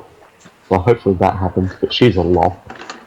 And Carolyn, I would love to see back. I love Madonna C, but again, she could be the winner, so who knows. So, yeah, that's the final 4. Cable. I have to agree and disagree. Some people have talked about Kelly in different lights. I'm actually more on the Kelly bandwagon. I think she's... Yay. One of those people and you know what, it does help. Like, your interviews, you do some fantastic interviews, and even being able to hear her talk and the fact that she's a fan in your last interview with her, or your extended one, it was just great to hear her. And to be honest, I think a lot of people are the early boots, but maybe it was a hard season for someone else. So people being in that, her dad wasn't really well, like so much, and then she was sort of grouped with him, and she was probably a victim of circumstance with the switch up, and also, Missy and Baylor and all that. And I just think we just didn't get to see enough of her, and I think she would have played really hard. I think she was obviously in Drew's sights early because he thought she was a bit of a threat or something, or had some sort of issue with her. So I think she's one that is justifiable in getting a second chance to play the game by herself on her own terms. So I'm definitely voting for Kelly. Shireen, look, I like her because she is a fan like we are, but I think she's a bit of she's too much of a super fan. She got irritating because she loves the game just as much as we do. I just don't know whether if she came back, whether she'd be smart enough to rein that in a bit, or because it's returning players and people she's loved to watch, whether she'd, a bit like a Max as well, like whether they'd become too nerdy again and too much of a super fan.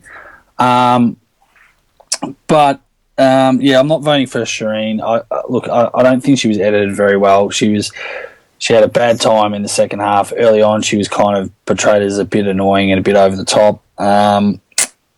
Carolyn, I do love Carolyn, so I've been voting for her. But again, it could be a wasted vote if she wins.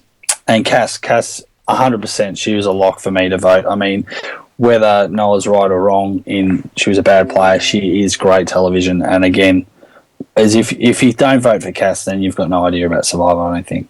Jared. I love Cass, and I hope that she comes back. As for the other three, I could give or take it. With Shireen and Carolyn, I'm kind of just hesitant to vote for them just because I don't want sort of all five people back from Worlds Apart. I will say I did love kind of like Shireen's highlight package before kind of her spiel about how to vote for her. I do love that scene with Jeff before the challenge. I think that's great. And then I love Carolyn, so she sort of is one who sometimes she'll make the 10 and then other times not. Kelly, I don't mind her sort of as a person. I do think there were better female choices from San Juan del Sur to potentially bring back. But if she comes back, I'll be fine with it. And I do think that she could potentially make it really far. All right, Julian, I've saved you to last because I know you are the Cass lover. I am just over the moon. I was actually scared that Cass wasn't going to make it onto this list, and she was on the, I thought she was going to get dropped from the rumoured, but it's just so, I do feel like she's a lock, but I don't want to take that for granted. So I think, fingers crossed. I voted for all of them, actually. I love Shireen. I love Kelly a lot because she just seems really nice and smart, and she has been really good, like, in the fan community, and she seems down to earth. So it's good to have a few, like, she's smart too. She's not just a dumb blonde. Like, she's good. Carolyn is interesting because she's got a bit of sass too. Like, she seems like she's a hard ass, but I really think that she can be quite fun as well. So big fan of Carolyn. So I want all of them on, but Cass by far, obviously. Well, it's interesting you said about Cass because initially with that rumoured list, basically Cass was gone. There was a big part there where everybody said Cass had pulled out, and it looked like she was replaced by Natalie Bolton. But then Natalie Bolton was off and Cass was back. So, I'm very happy that Cass was back on because I think if this list hadn't had Cass on it, I think it would have been a bit different. They need a woman like Cass on there. Absolutely, so out of these four, of course, Cass and Kelly have both been on the show. Both gave very memorable interviews. Shireen and Carolyn yet to be on the show. Now, Cass was always scheduled this week for our recap episode anyway, so it's good timing. So she'll still be doing our recap episode this week and, of course, doing a second chance preview. Kelly Wentworth, Kelly, she is also locked in for this week, and Shireen we've reached out to, haven't heard back from Shireen yet, so we're hoping she'll come on. And Carolyn, had a great conversation with Carolyn actually. She said she was the one who told me that they couldn't do it, but she sounds very keen to come on the show, of course, in the future, whether that be as a winner of Worlds Apart or after season 31. So it looks as though we've got Carolyn. Sorry, Cable, again, to keep boring you with my talking. It looks as though we will be getting. I think, Cable, when you breathe and sigh I you need to mute yourself or step away from the microphone. Or maybe just go to the doctors and get my heart checked out or some sort. All right, so we're just approaching the 2-hour mark, so we're going to close this out. But what we're just going to quickly do here, there's a couple of quick-fire questions I want to ask each of you, and I want to hear your votes, and I want to hear your predictions, because then when we come to our preview episode, we'll see who gets the closest. So, just quickly, biggest what the beep choice out of this entire list. Let's start with you, Julian. Well, it's funny that it's Wu, because he is a what the fuck, but that's kind of why I wanted him in it. So, yeah, he is definitely, like, surprising. I never thought he'd want to go back on, actually, after what happened at the final 2. So, definitely Wu, yeah. No. Woo. Gemma. Woo. Jared. Monica. Woo. Cable. Who is the person you most want to be on the season out of all these, Cable? T-Bird. Oh, Jared. Oh, no. Oh, sorry. Well, T-Bird is a female, male Varna. Okay, Jared. Yep. Shane. Gemma. Pravana, I think. Julian. Cass. And Noah. Female Kelly and male Keith. I knew you were a Wentworth fan. Person you Wigglesworth. least want, Noah. Well, isn't that the same as the what the beat? Or maybe not. But Woo. Either way, Woo. Julian. I've got one for the men and one for the women. Probably Mike and Sierra, just because I feel they're overexposed. So Gemma. Maybe Nat, I think. Okay, Jared. Michaela. Cable. Females, Shireen, and male is definitely Wu. Now, this is an interesting one, because we could be here all week with this one. Who was most snubbed? I want you to just give me at least 2. Because, again, it's very difficult, because I think, Gemma, you brought it up, that there's hundreds of these people we could say. But, yeah, Cable, just give me a couple of who you feel was most snubbed not being on this list. I think Kobe, and I know he's been out there on social media really pumping himself up, but I like yourself, I've chatted a lot to Kobe over the years, and I think he's one that I just think he brings so much to the table. Another one that I listened to the interview not long ago, Gina Cruz, I think, is someone that is obviously a friend of Jeff Probst, and I think was worthy of maybe a comeback, but obviously having young children has probably prevented her from doing that. But, Jared? Yeah. For me, I'd probably say Holly, because I feel like she was a good player who made it really... I mean, she was one challenge away from winning the season. Yep. So to me, it's kind of surprising that she wasn't on there, and also that there's just nobody from Nicaragua at all, so just a little bit weird. No Marty. The other one who springs to mind immediately is Twyla, just because, I mean, why not? No Marty as well from Nicaragua. Gemma? Yeah, Marty was on my list, and probably Ace. I really wanted to see Ace back. Yep. Ace is great. Julian? Brian Corridon. Oh, yes. Yes, I agree with that. Noah? Yeah, Twyla Tanner is a big one. I feel like if there was one season to bring her back, this is the one. Obviously, John Carroll's a friend of the show, and maybe not my biggest snub, but I feel like maybe you'll laugh. But I feel like Pete Yurkowski, if there's one season to bring him back, because he's not quite an all-star, but he was overshadowed by the returnees and Malcolm.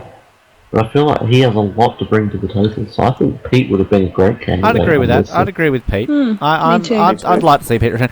Mine would be John Carroll, not just because he's a friend of the show. I think he's a person who really does deserve to come back.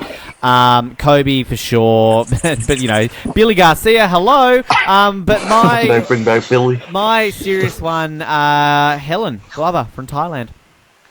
Yeah. I'd put Helen out there. All right, so I think for the most part we've given who we've voted for, so I actually won't ask you your 20 that you've voted for, because I think the more important one is our prediction. Again, most of you have all told us throughout those choices who you have voted for, and again, I'm guessing if people listening to this really want to know who Jared Lubick voted for, you can find him on Twitter and Facebook. Not trying to be mean there, Jared, but I want you now to each give me your prediction. So I've asked you to come prepared to this with the 20 people you feel will be on this season. And when we do our preview episode, whoever gets the closest will get the most points and will win something. And Jared, this is a real chance for you to maybe do something. If I say your name, you're not making it on the season. So, no, I'm going to start with you because I know you usually come prepared for these. Do it slowish so I can at least type it in. But who are the 20 that you think are going to be on? Jeff. Alright, not that slow. Yeah, just to clarify, this isn't my personal, this is who I think will make it. Jeff. Yep. Shane. Terry. Stephen. Vetus. Spencer. Hate to say this one. Woo. No, you're kidding, Jeremy, Mike, if he doesn't win, and Joe. I honestly don't feel White Savage will make it, and I hate to say that. And I hate to say it, Keith isn't on my list. Okay. I feel like Keith won't get the votes, and it kills me. And same with Troyden. Who are your women? What was that, sorry? Who are your women? Kelly Wigglesworth. Good. Kimmy Kappenberg. Yep. I don't think T-Bird makes it, unfortunately. So straight to... I feel like she won't have enough votes. PG Law. Stephanie Valencia. Abby Maria. Sierra Easton. Cass. Tasha. Shirin, and if she doesn't win, I think Carolyn Mama C will be on. And beautiful speed there. You managed me to type it all in there properly. Julian, who are you saying? Okay, so for the guys, Jeremy, Keith. Hang on. Sorry.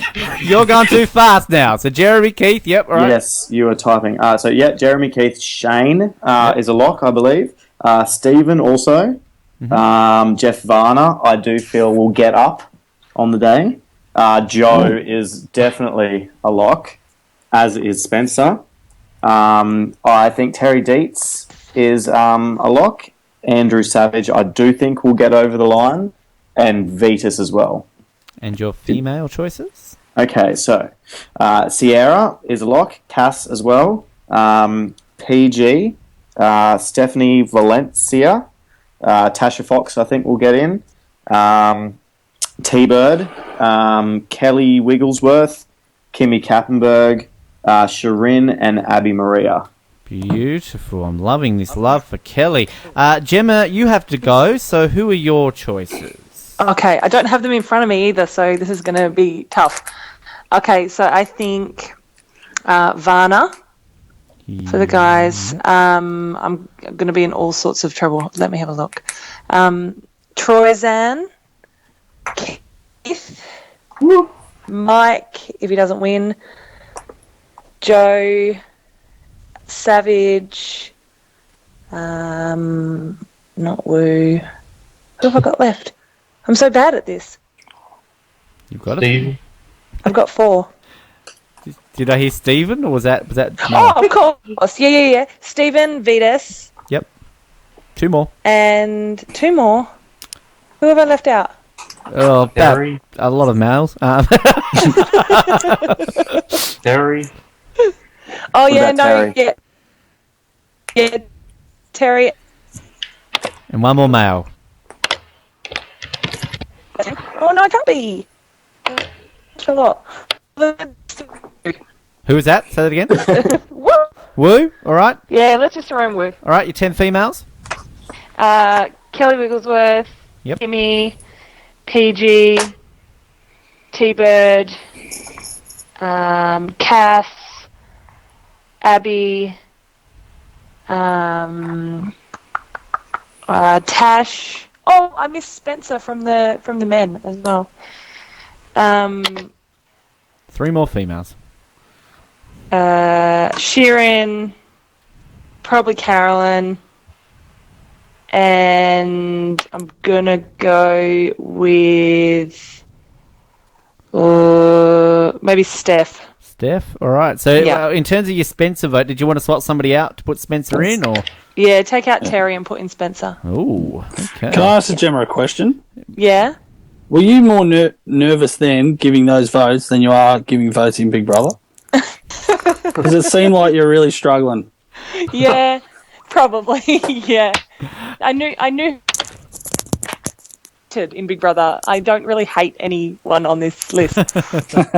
Well, Gemma, you've got to go. I believe you've got to go actually work and make a living. So, Gemma, thank you very much. It's been a lot of fun having you here on the show, like a proper episode for the first time. Round of applause to Gemma. And we're going to do your Ozlet introduction interview in the coming days. So, thanks, Gemma, and have a good night. No worries. Thanks, guys. Bye. Bye, Gemma. Alrighty, so let us go to Jared, Mr. Lubick. Who are your choices? Okay. I think I'm going to get 5 out of 10 right on each, so look out, everybody. For the men, Jeremy, Keith, Stephen, Jeff, Joe, Max, Mike, Spencer, Vetus, and Terry. Hang on, hold up there for a second. So hang on, Spencer. Who was after Spencer? Vetus. And then was that Terry to wrap it up? Yep. Alrighty, so you're 10 females. Sierra. Yep. Cass. Tasha. Abby. Sharin. Both of the Kellys. Oh. Stephanie. PG. And T-Bird. Okay, Cable, you are it. So, over to you. Where do you want me to start, male or female? Oh, look, whatever floats your boat, mate. Oh, no, I wasn't too sure if you had a little... I didn't know if you had a system going. Natalie, Monica, Stephanie. One of each, go alternate between. Kelly. All right, shut up, Noah. Sounds like Rossi. All right, so let's start with the females. Wrigglesworth. Wrigglesworth? Yeah, Wrigglesworth. Yep. Wrigglesworth. Wriggle, whatever. Wriggle, yeah. All right, so Kelly. Let's say Kelly. Yep. Kimmy Kappenberg. T-Bird. PG. Kelly Wentworth. Yeah. Sierra. Cass. And these are ones that I think might get in that I haven't picked. I think, Abby. Abby's in that list too, sorry. Mm-hmm. So how many more? I need 2 more. 1, 2, 3, 6. You got 2 more, yeah. Yeah, I think, depending if she wins, Carolyn might make it. Mm-hmm. And I reckon Shireen might make it too. Just the feel I'm seeing on social media. I think Shireen might make it. Okay, your 10 gentlemen. Now, again, these are not my 10, but this is what I think might happen. Varna, Dietz, Powers, Savage. Hang on. Oh, sorry. Savage, yep. Savage, Powers, Dietz, and Varna. You got those, yep? Yeah, I do, yep. Fishback. Well, you go on the very Jeff Probst route of the last name, so you're okay. Yeah, no, well, you got to change it up. Troyzan. Jim Rice. Oh, he's got a vote. Spencer. Yep. And I think Keith. Yep. And Vetus. Nail. Okay. Keith Nail. Yeah. Okay, so all right, so mine, if anybody gives a shit, I'm just going in alphabetical order here. Actually, no. Kenneth strategy. Actually, no, I'm not. I'm going to go female, male. All right. So I've got Cass, Shireen, Abby, Kimmy, Wrigglesworth, T-Bird, Carolyn, of course, if she doesn't win, PG, Natalie, and Tash. That's mine. And for the males, I've got Mike if he doesn't win, Spencer, Terry, Vetus, Varna, Stephen, Shane, Jeremy, Savage, and Keith, I think, just sneaks in. So, in terms of just looking at these quickly, we've all said Abby will get on. We have all said Cass will get on. We have all said Wrigglesworth gets on. We've all said PG gets on. We all think Shireen and Spencer are getting on. Stephen, we all think is getting on. We all think that Varna is getting on, and we all think Vetus is getting on. In terms of, actually, yeah, no, we do. In terms of who, poor Brad. Nobody thinks Brad's getting on. Only Cable thinks Jim is getting on. Only Jared thinks Max is getting on. No one thinks Michaela's getting on. No one thinks Monica's getting on. I'm the only one who thinks Natalie's getting on. No one thinks Sabrina's getting on, sadly. And yeah, so a few with 2, a few with 3, and a few with 4, but interesting there. So what we'll do on our preview episode when it's all locked in and confirmed and we know more about the twists and whether or not this season actually is going to be called Survivor Second Chance and all this sort of stuff, we will go through on that episode as well as predictions. We will see who got the closest to the 20 cast members. So there we go. We're going to close this out though, folks. We've just approached over 2 hours and I think we've done very, very well here for an episode that is a rarity. I don't think we'll ever be doing one of these ones again because I don't know if we'll ever get to vote for a cast before. We might. Who knows? Cable. We'll do it next election. Yeah, next election. Tony Abbott or Bill Shorten. Cable, thank you. Who's on your list? Thank you, Cable. Been a lot of fun as always. Oh yeah, likewise. I'm sure we can talk a lot more about this season and maybe the theme and all that sort of stuff. But yeah, we'll speak about it in a couple of weeks. I'm assuming. Julian, thank you, sir. Yeah, great episode and very exciting time to be a Survivor fan, and look forward to all these excellent interviews coming out as well. So yay! Indeed, Noah, thank you. Thank you. As you said, one of our more tame preview episodes. So it's a preview episode in a way. It's a preview of a preview, so who knows what will be next year. But I had a lot of fun, and I think this is going to be an epic season. Bring it on. Jared, thank you. Thank you. I'm happy that CBS narrowed down the pool, so I'm guaranteed to get a point. Yes. So just confirming in terms of interviews, T-Bird's obviously already up.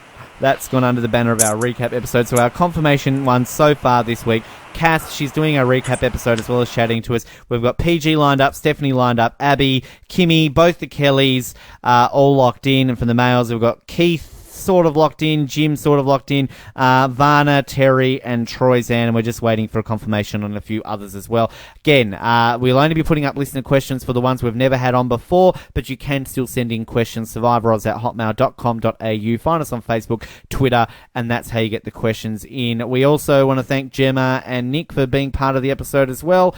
We are looking forward to bringing you epic coverage of Season 31. It's going to be massive, and of course we've still got a couple of weeks left of Worlds Apart.